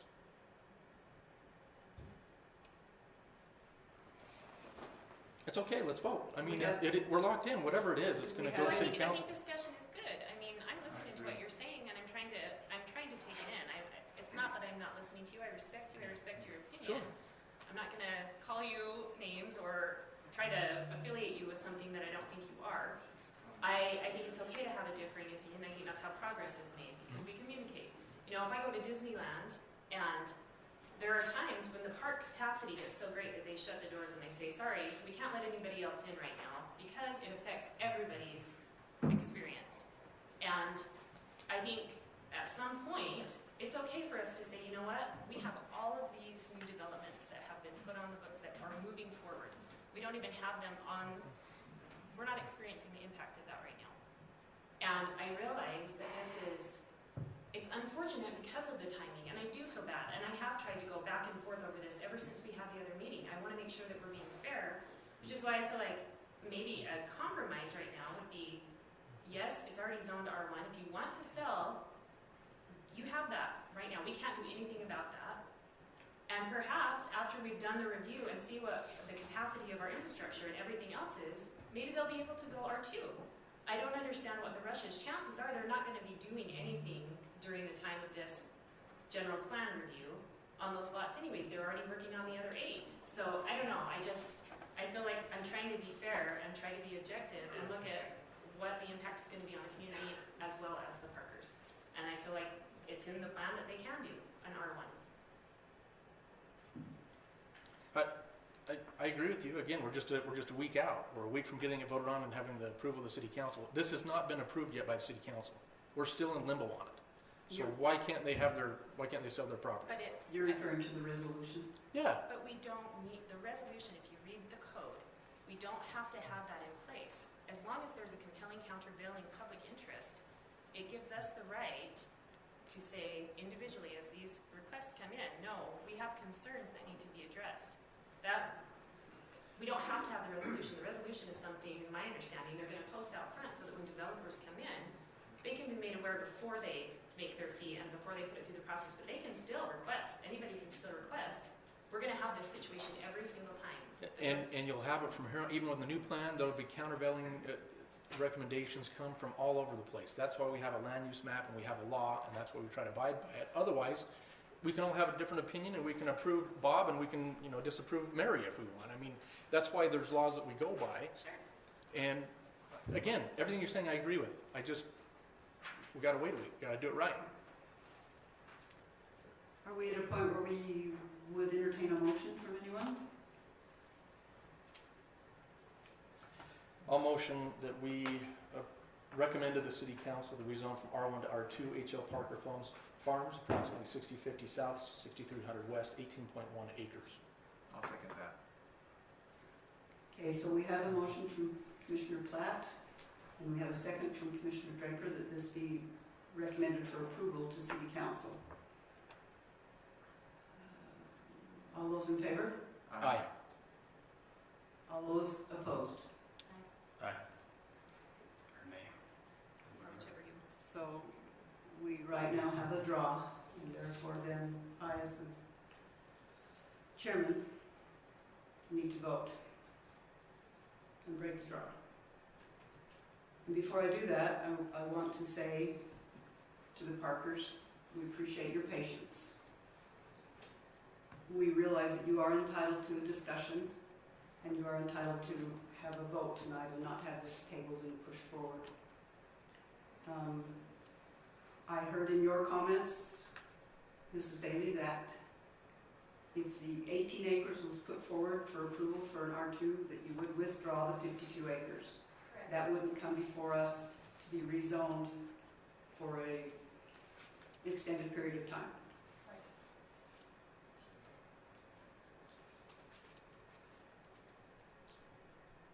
Nathan, would you amend your motion to include that caveat? The that they rescinding of the would- 52 they would acres? Rescind the 52 acres? Well, I'll amend the motion that with the recommendation of approval, 18.1 acres, we rescind the 52 acres that has already been drafted. Applied for. Applied for, yes. That's on the, it was tabled until November, so it will be taken off the November agenda. Correct, yes. Okay. Do you need a second for that as well? I would second that as well. Okay. So now the motion has been amended to where the 18 acres would be recommended to City Council for approval on the condition that the 52 acres is taken off of the agenda for next month. And seconded by Commissioner Draper.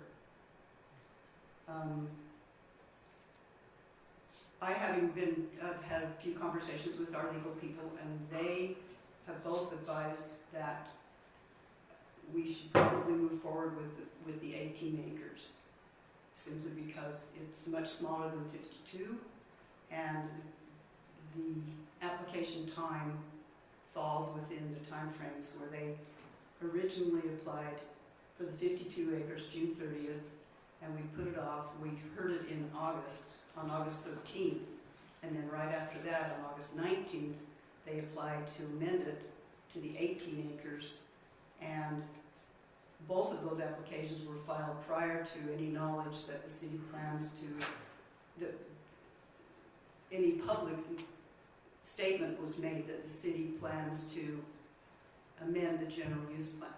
It had been talked about, we discussed it, we actually formed a few committees and did a little bit of groundwork, but we hadn't made a formal statement that the general plan would be open, so these applicants weren't aware of that information.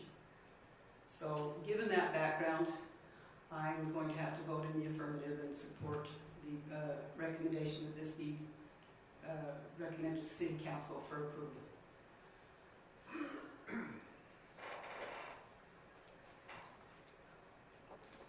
Okay? So that motion now will pass, then it will go to City Council for approval with a 3-2 vote. Thank you very much. Thank you, David. Okay, the last item on our agenda tonight is a final approval for Morning Meadow subdivision. It's for 29 lots at 4,000 South and 5350 West. I believe, Tracy, you have a presentation for us? I do, yeah, so the area highlighted in blue is the Morning Meadow subdivision. We'll look at the plat here in just a minute. This is 59 or 50 or 4,000 South, 4,000 South, State Highway SR 37. And this is 5,500 West and 5,100 West, so it's right in between those two. I went ahead and highlighted just real quickly, just so you can kind of see where it sits with other things that we've talked about. Skyview Estates is almost built out. Silver Saddle has up here has a phase 1 approval, and should be able to move forward with the construction. Quail Estates is almost built out, and Quail Cove is just about ready to start. We had a pre-construction on Quail Cove Tuesday, I think. So this is 18 and a half acres, 29 lots. It is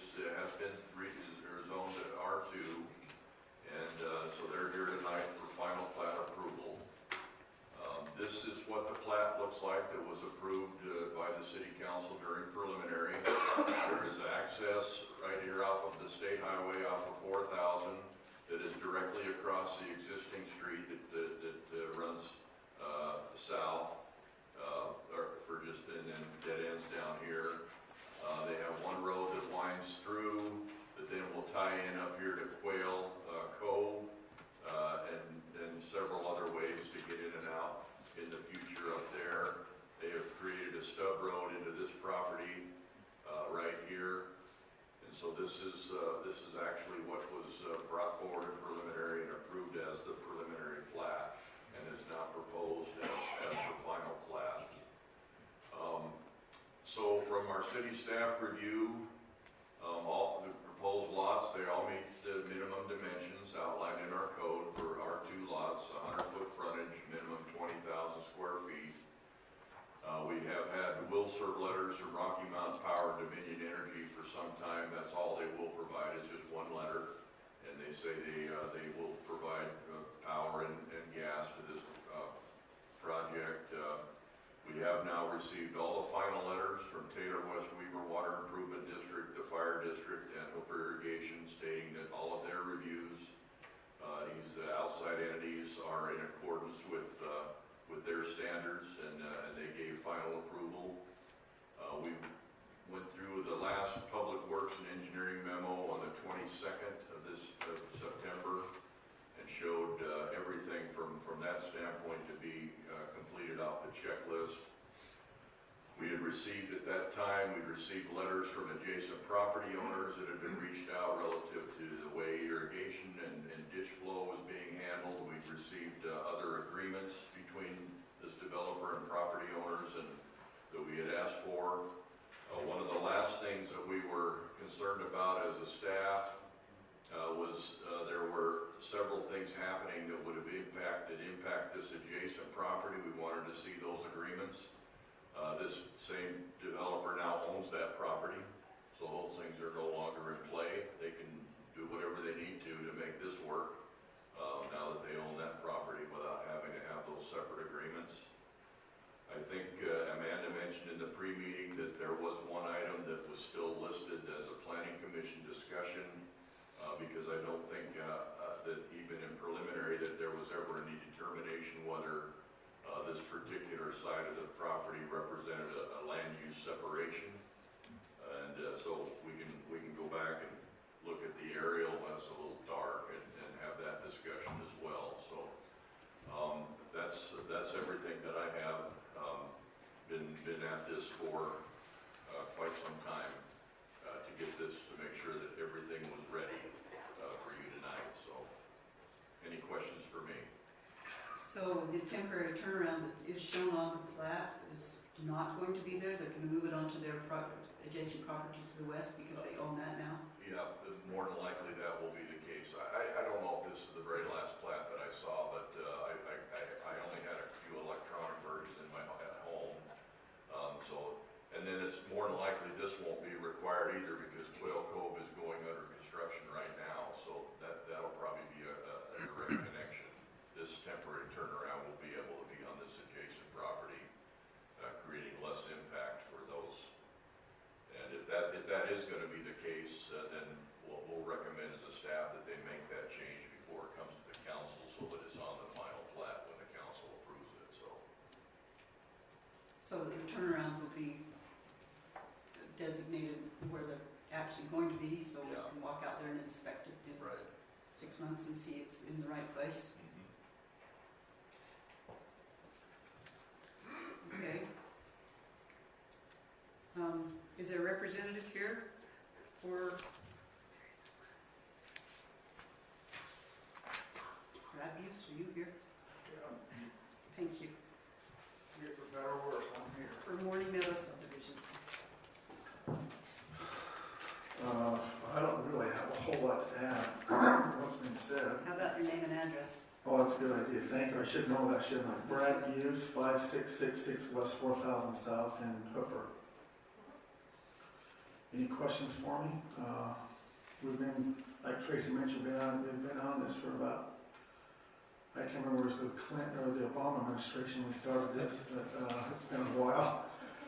But we've tried to comply with some of the requests the city's had. We've tried to do everything we can to be as less impactful. We made sure the down use irrigation farmers got their water, and the city wanted us to do one phase instead of two, so we made that change and tried to get along and do what we need to do to make it happen.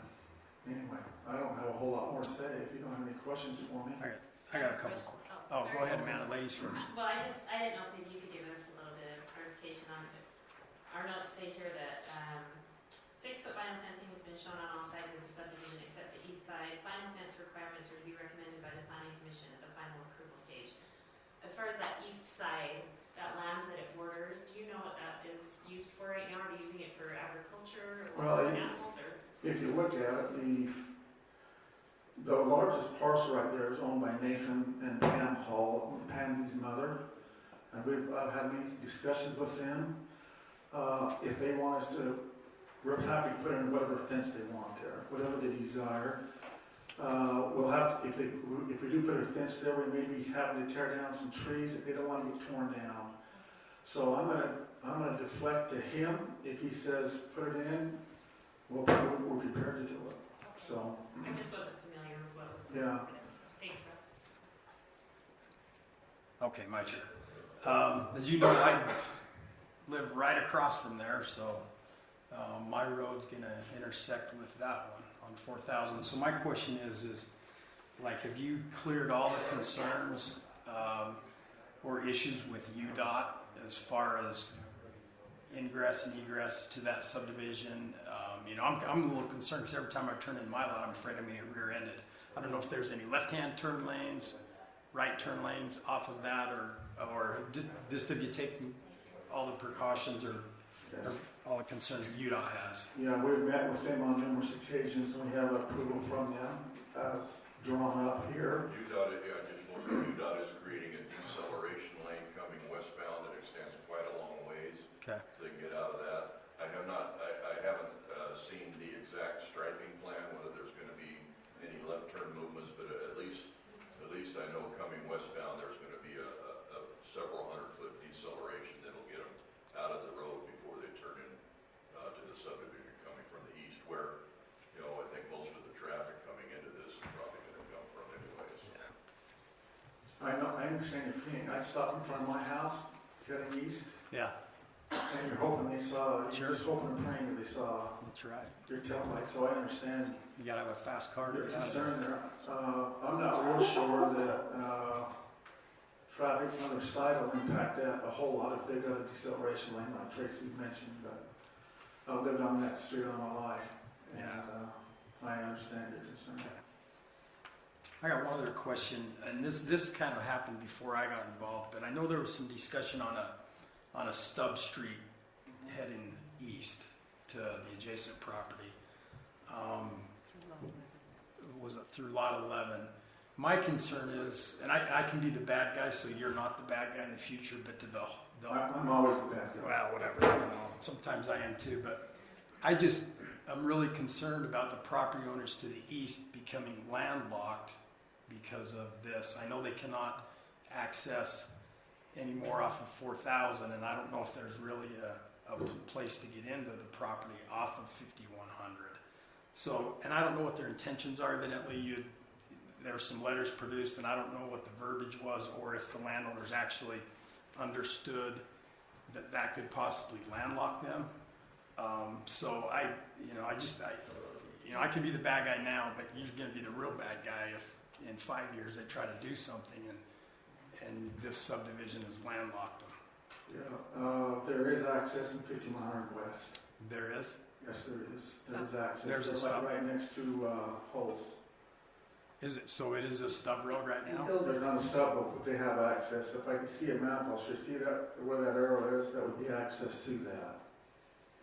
Okay, with the current zoning and the acreage there would be a lot less than 30 acres. So although everyone, can I step over? Sure. So if they want to develop this, they could come in right there and develop this ground, okay, and actually as you know, the owner just died. Right. A few weeks ago. Yeah. Had a long discussion with the Lewises a couple of years ago, and they wanted to know how to be, they wanted to make sure they didn't make a mistake, so they got landlocked. So I explained to them that you can have up, according to the fire department, you can have 30 lots and they won't be able to get 30 lots. So they could come in here and extend that road over into some ground right here that's available, so it won't landlock them either. Okay, and there won't be a requirement for a through street. Okay, so not putting that stub road is not landlocking that parcel right there. You can Okay. have access. So maybe it's just the flow from one neighbor, so to access the neighborhood, you're gonna have to go all the way around the block. Well, So just the flow. the way I look at things, if I lived in that subdivision, I don't want any more traffic there than necessary. I think it's a lot safer not to have a bunch of through streets going through every subdivision.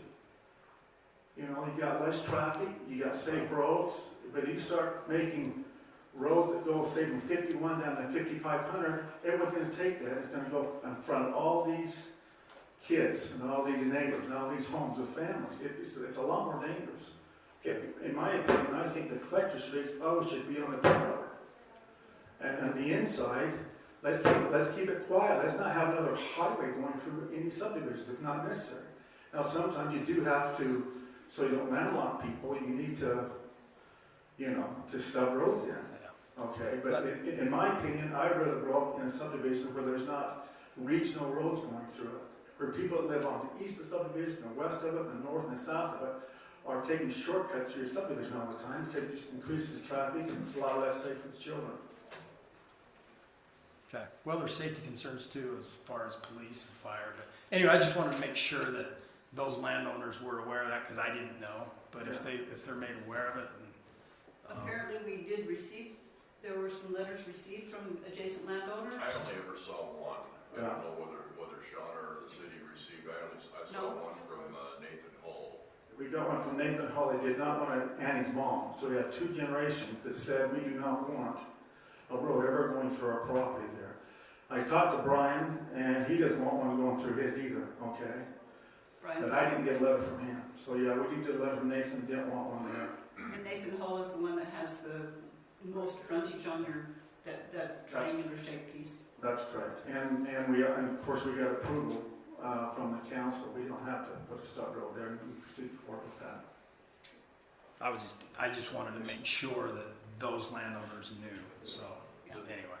The reason it came up to begin with is the staff, we look at this and say almost every subdivision should consider, okay, you got a north-south, you got an east-west. That's just the nature of flow, like you say. Right. And we brought it up and it went to the council and they decided something else. Okay. So in this case, this subdivision has a north-south and a west egress. We have 3 ins and outs, which is really more than that. Well, the west That's one not isn't, laid out. the west one isn't going anywhere right now. That's correct. Just north and south, off of 4,000 or up into the new subdivisions, Quail Cove or something. One of the quails. Okay. Any other questions for Mr. Buse? Could I make just one comment about, Yes, and I please. think you might have heard about this temporary turnaround. If there is a plan to move it just onto the adjacent property now that you own, it would behoove everybody to get that on a plat before it comes to the council, because we've been advised by our attorney that even making that kind of change later on requires a revisit to the planning commission and council. So is your plan maybe to move that temporary turnaround onto that adjacent property, or On the you west like there? that right here? That one. Mm-hmm. Yeah, Lois, I think we should do that, don't you? I think we These- probably these- should do that.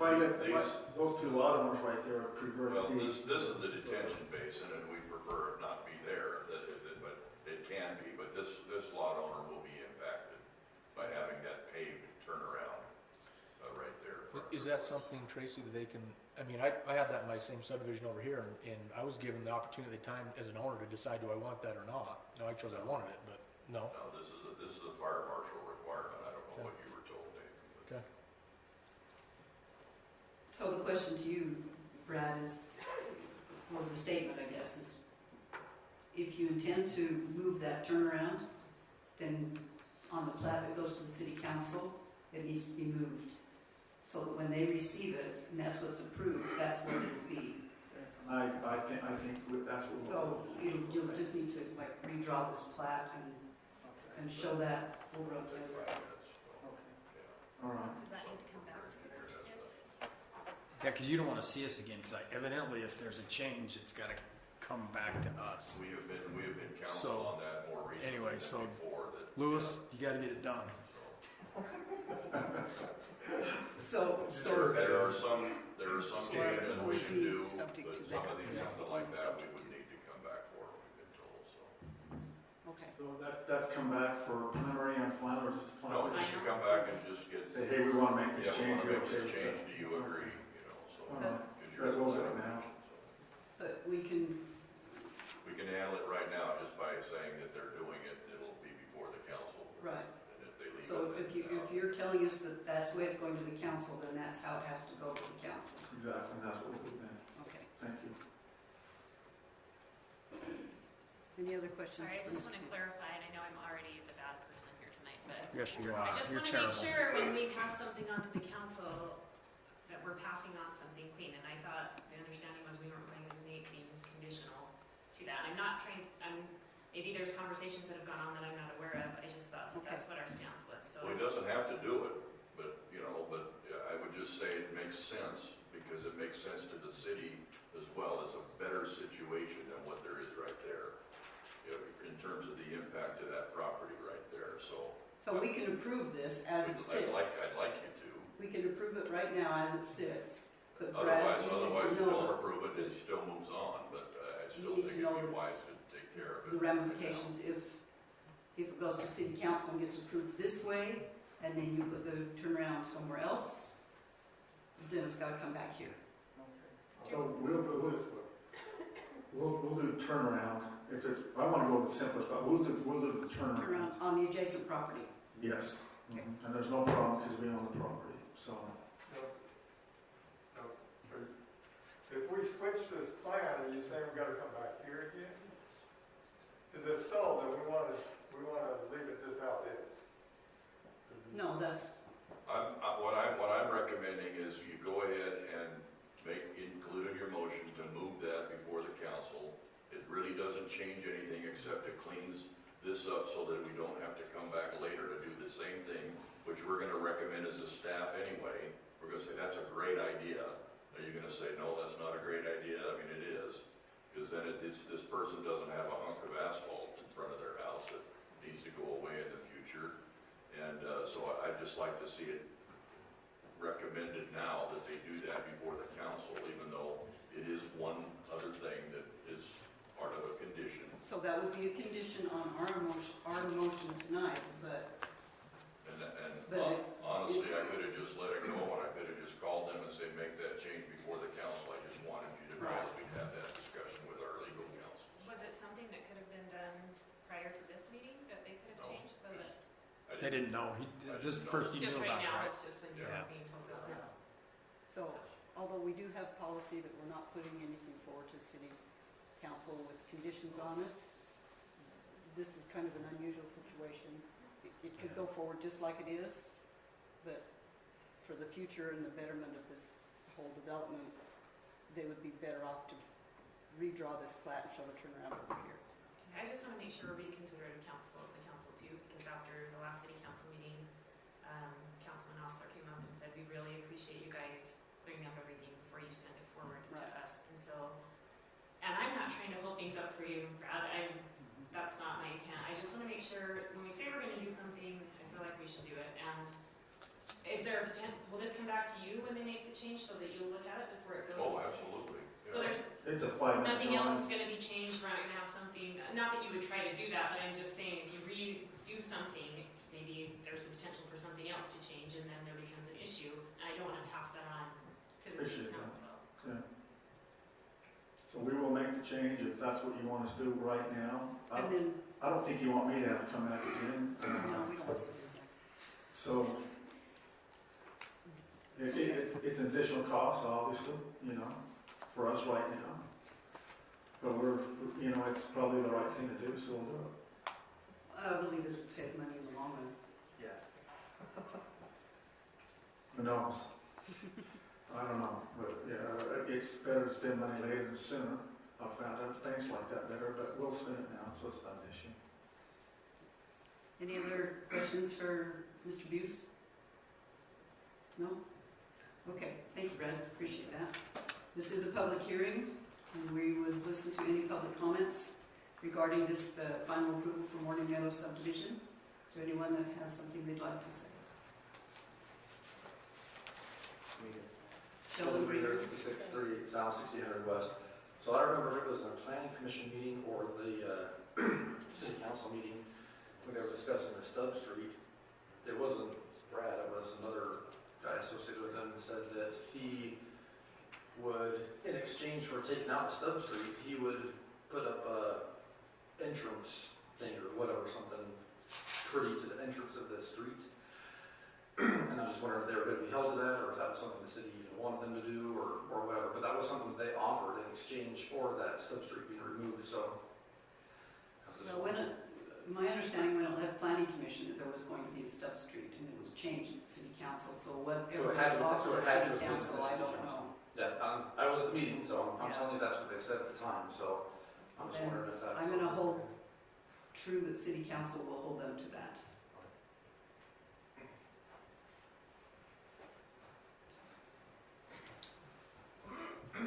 Kelly Taylor, 3609 South 5500 West Hooper.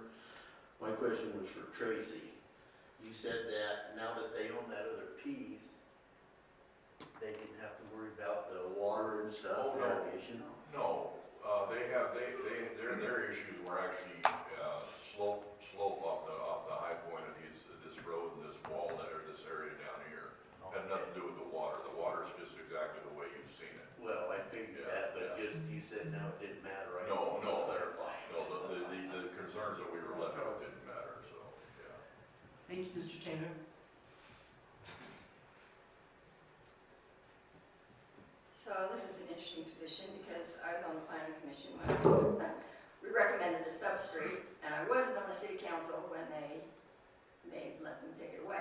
Anyway, I own property, I'm adjacent to this ground, and to say that the Stubb Street, or people don't want that through their subdivision, I haven't seen any of the subdivisions like Quill Meadows, Quill State. I haven't seen that slow down because there's a through street, and it goes through both streets.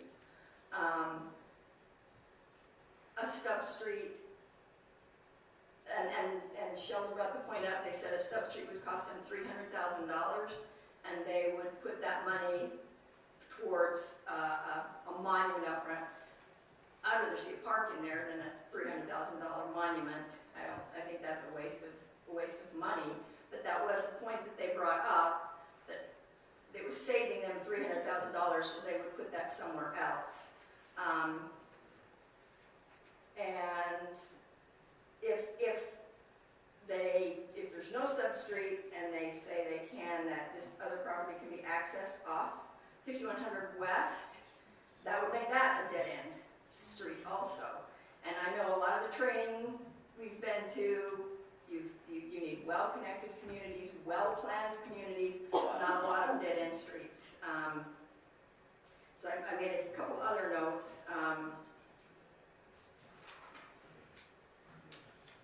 Let's see. Anyway, I still think we should have a Stubb Street in there, and I think a lot of when the city council voted, there were some misconceptions as to why they didn't vote for the Stubb Street, because it would create odd-shaped parcels of ground. We may not be talking 5 years, we may be talking 25 years. And, you know, a lot of things can change in 25 years, a lot of property owners can change in 25 years, so. So you want the turnaround? Or you No. want the just blank Stubb Street Oh, I think it stuff? should be a Stubb Street. It doesn't, well, you know what it's like, it doesn't affect your property, and I think they should have a Stubb Street, because my property is one that is not accessed, so, unless this other one. Anyway, the Stubb Street's gonna make a smoother connection if those bigger pieces of parcels are developed. How much property do you have back there? 3.5 acres. So would this, not having the substreet affect, say if you wanted to put a couple lots back there, would that inadvertently affect you by not having, is there other access to your property? Well, he's talking if, so this is me right here. This is us right here. And so, no, we would not until they said they developed this. And I have no intent of selling, but I'm not gonna live forever, unfortunately. Well, some of you people may be happy. Anyway, so yeah, this is mine, and I don't know what they're going to do. So that would definitely affect my property. So go back to the other. So Cindy, show me, so point on the map what you want, what you prefer done. So they had a substrate right here on 11, Okay, and it doesn't affect anything other than they have one less building block. okay. But it also makes it so this property can be accessed and go through to 5100, because there's no way UDOT is going to let this property owner have another access off of 4,000. So we have access from the south and access from the north, right? Yes. Yes. Current access, right? Well, no, and I guess they will. They will. That one has not started yet. They But when haven't it gets started developed, that that section. will be an access. Yes. So then why are you concerned? Well, You'd go like a back to straight that through in case picture. your property Go ever back to gets that developed. picture. Okay, there's no, I don't have any here, any accesses. Okay. Quilco So put in. she's limited to this Quil- here, to get all of these houses in and out of this one spot here, Yeah. is what she said. Anyway, every other subdivision we have required stub streets. This one probably had, This is a road, That's what I was this gonna is ask a where our road, code by is the way. on that. this is what? That's a road right there, by the way, even though it doesn't look like it, but it's north of her property, but it is a road, so, yeah. Well, it's not a road because they haven't, actually they do, they. Do we have code that requires that? Pardon me? Is there a code or something that we have that requires that they put in that stub street? You said we required it on all of the other subdivisions. I'm just curious Well, if we're supposed to. it was city recommendations and that, so. I assume It's only a comment in the ordinance says that it should be considered and, so that there's proper flow and everything that a stub street provides, so. And what would you say on that, Tracy? What's your opinion?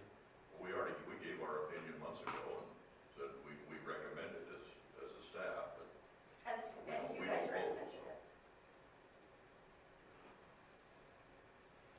So is it your feeling that we should So how did we get this send it far? back, city council City gave the council- preliminary approval without a substrate. Oh. And now we're back to final there you go. approval. And I assume till it's final, it's not final. So I brought it up again. Actually, you brought it up again. I did actually, just because I heard a lot of chatter about it, but, so anyway. I just wanted to make sure no one was gonna be landlocked. So, that was my big concern. I would prefer to have a nice flow between subdivision. I see your point with traffic, but, the way it's going now, there's traffic everywhere. It'll kind of even Honestly, out. When we look at landlocked, we look and see whether or not they actually have a way to get to and from their property, and everyone does.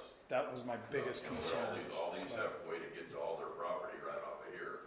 We don't always look to see, okay, what's the best way to make sure that they get the maximum development right? But we do look at some cases like this as a staff and say, does that make sense? And we thought it did, made a recommendation. During preliminary, the council said no. If Brandon were here, maybe you could tell us what that means. I don't know that for sure, what that means. It's not final or it is final, so. It's not final approval, but can you change things? I don't know that for sure. Oh, Brandon told me it's not final till it's final. Okay. Louis Meyer, 4555 South, 4300 West in West Haven.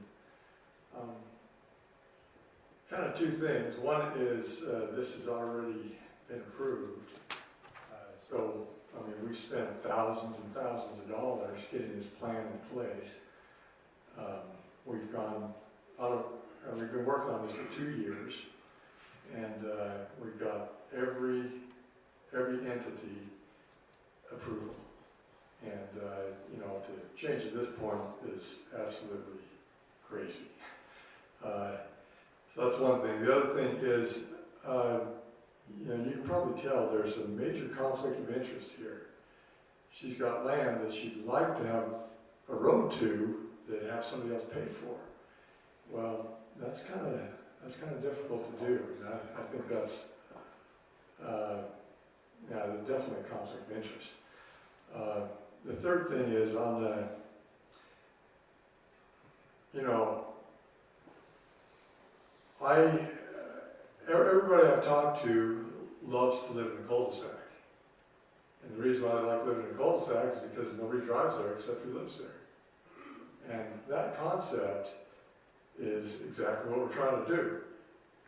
Mr. Hall, he doesn't want anybody coming there. He doesn't want that to be a dead-end street and have a bunch of drinking kids hanging out there at night. There's no reason for it. So he's saying, no, why do we want to put a road there? So it's already been approved. There's no reason for a road, and there's definitely a conflict of interest. Thank you. Tracy, can I ask you, you said that city staff, sorry, this question's for Tracy, thank you. Thank you, Mr. Meyer. You said that city staff had recommended that we put it there. Can you just elaborate a little bit more on what the reasoning behind that is so that I understand clearly and so that Brad and Louis understand? It just been our policy to look and see what the future looks like in terms of access north, south, east, west.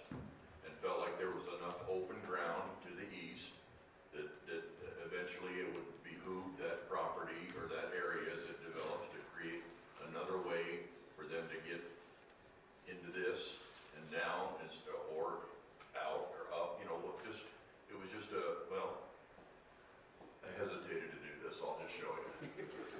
Okay, this is what I gave to Mike Fisher when he presented this to the council. I don't know if the planning commission saw it. These are all the accesses that are planned right now. You know, 3 east, 1 west, and then north, south that were required. We looked and said, well, this might make a pretty good plan, but you know that it kind of gives a whole long thing there that doesn't really give anybody away except one way and then way up and the other way. So we thought, would that make some sense? I mean, right there to create one other way to move east-west, and that's, I mean, that was the basis of our discussion, and that's what we saw as a staff. So. Thank you. And is there, I'm just asking the commission, you guys have been here longer than I have, on other subdivisions where they put in these stub streets, have they asked what the property owners that are nearby want and taken that into consideration if they don't want the street, or is it something that they've just?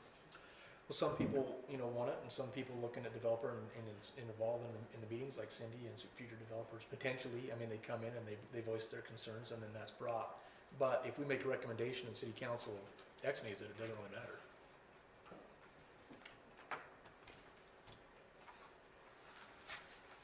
Okay, any additional public comments? Can I just say one thing real quickly? My daughter lives in Merrick, Sladeville. There's one access point into their subdivision. I'm not sure how many homes there are, probably about 25 or 30. Okay, so anyone that drives down in that subdivision, almost everyone there knows who they are. If someone buys a new car, someone bought a new car. If some stranger drives through that subdivision, they say, who's that guy? Okay? The kids can really play in the streets. It's like one great big sidewalk because it's safe. Now, if you want to have a crossroads in every subdivision, when you got neighboring landlords that don't want that, okay, where would you rather live and raise a family? In crossroads? Or where there's less traffic? In my opinion, the traffic should be around the perimeters of subdivision as much as you can do that. To let anyone go through any subdivision they want to go where they want to go increases traffic, it increases unknown people driving through the subdivision, and it also gives a lot more getaways for robbers and thieves. They live in a very safe neighborhood over there because they know who's going through there most of the time. Now, we don't have that advantage here all the way, but if you got family, okay, you want less traffic. Why do we want people that, that live, 2 miles away to take a shortcut through that subdivision? It saves them maybe 40 seconds, okay, to impact the safety of the children in that subdivision. Now, I think we should make access so people don't get landlocked. And my intent, we're not landlocking anybody here. Or I wouldn't have this I wouldn't have this conversation. We're not landlocking anybody. And we've got a signature from the landowner next to us, and a conversation from the next one, okay, that he doesn't want one there. So to get that road over through and then over to Cindy's place, you got to have 2 people develop very small parcels of ground, and I'm not sure that Brian Zog can even fit the ordinances to do it there. Maybe he does, I don't know. So that was kind of how we looked at it. It'll be easier to sell homes there because it'll be safer. It's that simple. Are you mad at me, Brad? You look like you're mad. Well, Hey, I understand. It's been a long 2 years, and we've tried to really comply with almost everything. And I live on a dead-end street too, but there's a stub road there, and I'm sure someday when my in-laws die and the Davies die, that probably would go through. But I don't know. Maybe this. I just brought it up because I didn't know that you guys already clarified the landlocked. That was my big concern. I probably would have voted for a stub road, but I think it's a little too far down the road to go backwards. But I just wanted a clarification there was no landlocked issue, so. Thanks for your patience. Yeah. Okay. Can I just respond to an accusation? No. I feel like I'm watching the presidential. Just kidding. I've already made my public comment, so if you don't want to recognize me again, that's fine. Sure, we did. I don't know. You We'll actually never, recognize you. So, Never even said your no, name, it's Cindy. my name and address No. anyway. yeah, nobody knows who you are on the public record. Cindy Cox, 3781 South Dickman, 100 West. I have no hidden agenda to get a road built to my property. I already said I have no interest in selling it. I just feel like it's good planning. That's why it was recommended. And what you're saying is these 29 people are more important than a well-planned community. So if you want, you're on a dead-end street, to me it was not what was recommended by the city staff. So just to clarify, and I have no hidden agenda or any conflicts of interest. Thank you. Appreciate it. Any other additional comments?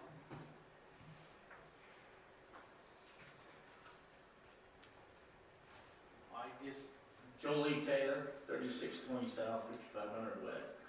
I just have one question for Brad and Mr. Warner. Is that irrigation going to be changed in any way that goes to Kelly's property? Now that you guys have acquired the Whittison property, is that ditch going to run? Is that pipe going to run the exact same way? Because there was something brought up that seems that you required that property, that he didn't feel as though they had to run that pipe. No, I didn't say that, okay? No, He Mr. didn't, okay. All right. One night, Mr. Meyer brought that up to my brother. Our intent is to get you the water, and it's going to get there faster than it has in the past. So it's going to run the exact same way that it was before? What's before? No, it's all going to be What piped. it is now. Okay. It's going to come down along the west side, go west, and then go back over. So all I'm looking for, I'm just looking to make sure that everything's going the way it was when we sat down in this other room and discussed that.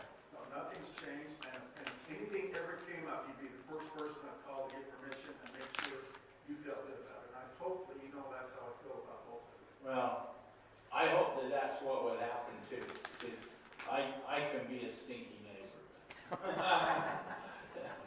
Okay, thank you. Thank you, Mr. Taylor. Appreciate your comments. Any other public comments? Seeing none, then we will close the public comments, bring it back to our commissioners. For any comments or discussion? I think this is too far down the line. I think that final approval, I mean, went through the planning commission, was approved one way, the city council, shut it down and approved what is done.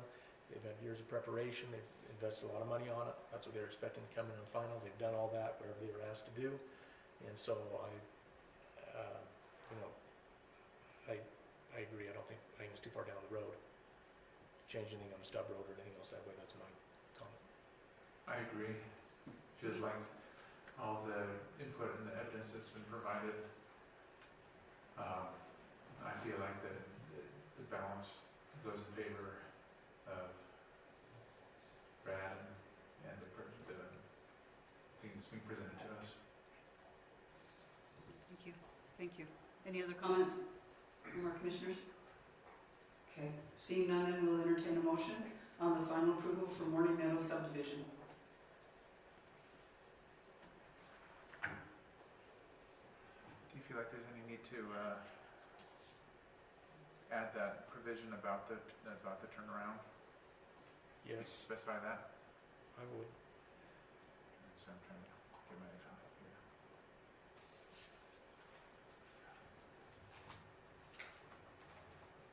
If somebody else wants to make a motion, you don't have to wait for me. I was trying to get the verbiage right. How are we verbing that? How are we doing the verbiage on that? Well, I think that the plat map needs to be modified to show the turnaround being on adjacent property owned by the same builder-developer. Okay, Before it goes to city council. I'll make a motion that we recommend final approval for Morning Meadow subdivision, 29 lots, 4,000 south and 5350 west, with the amendment that the plot map shows the turnaround on the adjacent.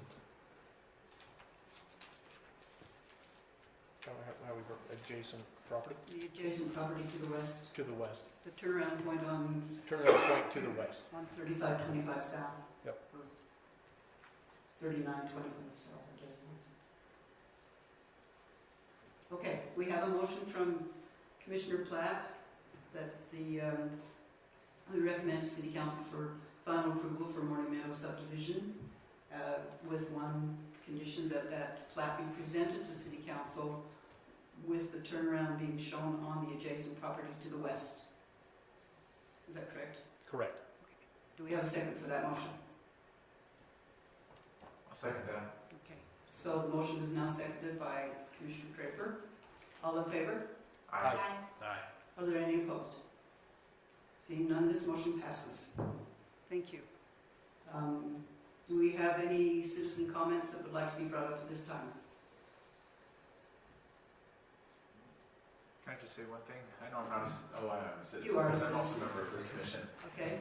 I just want to say I appreciate the conversation, and even when we were not in agreement on that issue before, having observed so much public discourse lately that has sometimes been acrimonious, I feel like it's so valuable for us to be able to discuss and share ideas, and I appreciate everything that everybody said, and I just want to express my appreciation to all of you as commissioners. Thank you. We appreciate that. My note to our commissioners, since we've run very late tonight, you all have a copy of the general plan survey questions. Please review them, and we will plan on having an advisory committee meeting early next week so that we can finalize these questions and get them sent out. Where did those come via email? Did Yes, did you not receive them? I'll look again. I must have. Okay. I'll look at it. Actually, Look in the I junk, have 'cause I got our one copy in the with junk you. now. Okay, so. Okay.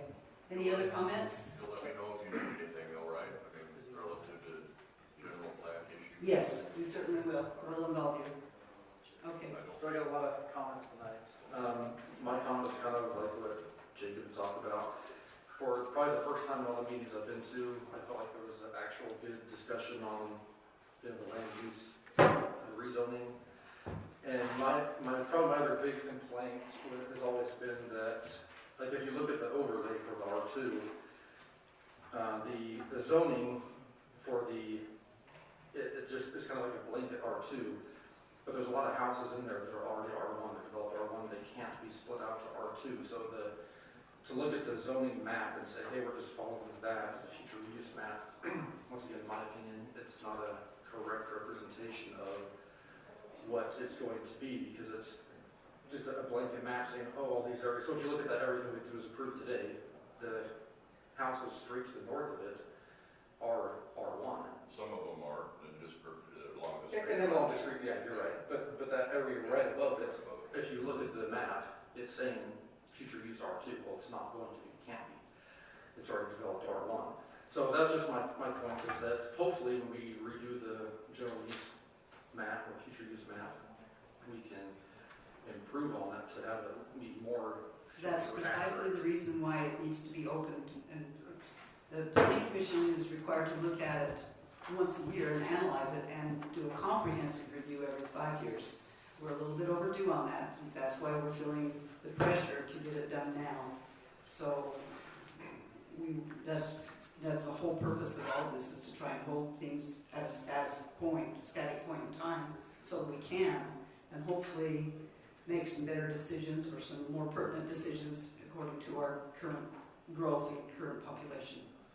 Mary, I'd just like to add, I know there's not very many people here right now, but for those of you that are, it's so crucial that you help us to get the word out when we start having these open houses, when we start sending out these surveys for the general plan.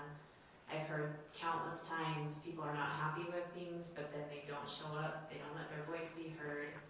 This is the opportunity. This is the time when we need to hear more than anything, and we sincerely want input while we're going through this process. And I don't know what, I think we're going to talk about some of the ways that we can reach people, and if you have suggestions for what you think what might be the best way to go about that, we are more than open to those. So. Oh, on that note, one last thing, let me just read this. It says we're going to have focus groups. We'll meet 2 to 3 times between now and April 2021, and the meetings will likely be held online through Zoom, or if you're comfortable in someone's home. We're looking for 6 to 8 people per group. The 3 groups will focus on land use and housing, transportation, and open spaces and recreation. Also, there's going to be some commercial in there. So if you're willing to head up a focus group amongst your neighbors, like Amanda said, we really encourage people to do that and get the word out. And also in all parts of Hooper, sometimes we forget about the east side. It's almost like a different city, but we need people from there as well. So if you know someone there you can reach out to that would do a focus group, that'd be great. Anyway. Thank you. Appreciate those comments. And it's true, we do need people to be involved. I would entertain a motion to adjourn this meeting. I have a motion that we adjourn this meeting. I'll second it. Thank you. We have a motion and a second. All in favor? Aye. Thank you. Appreciate your attendance. Thank you.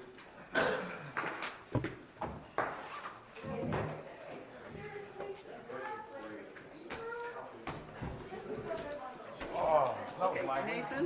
They don't pay No. You want these? No, just leave them. Nathan?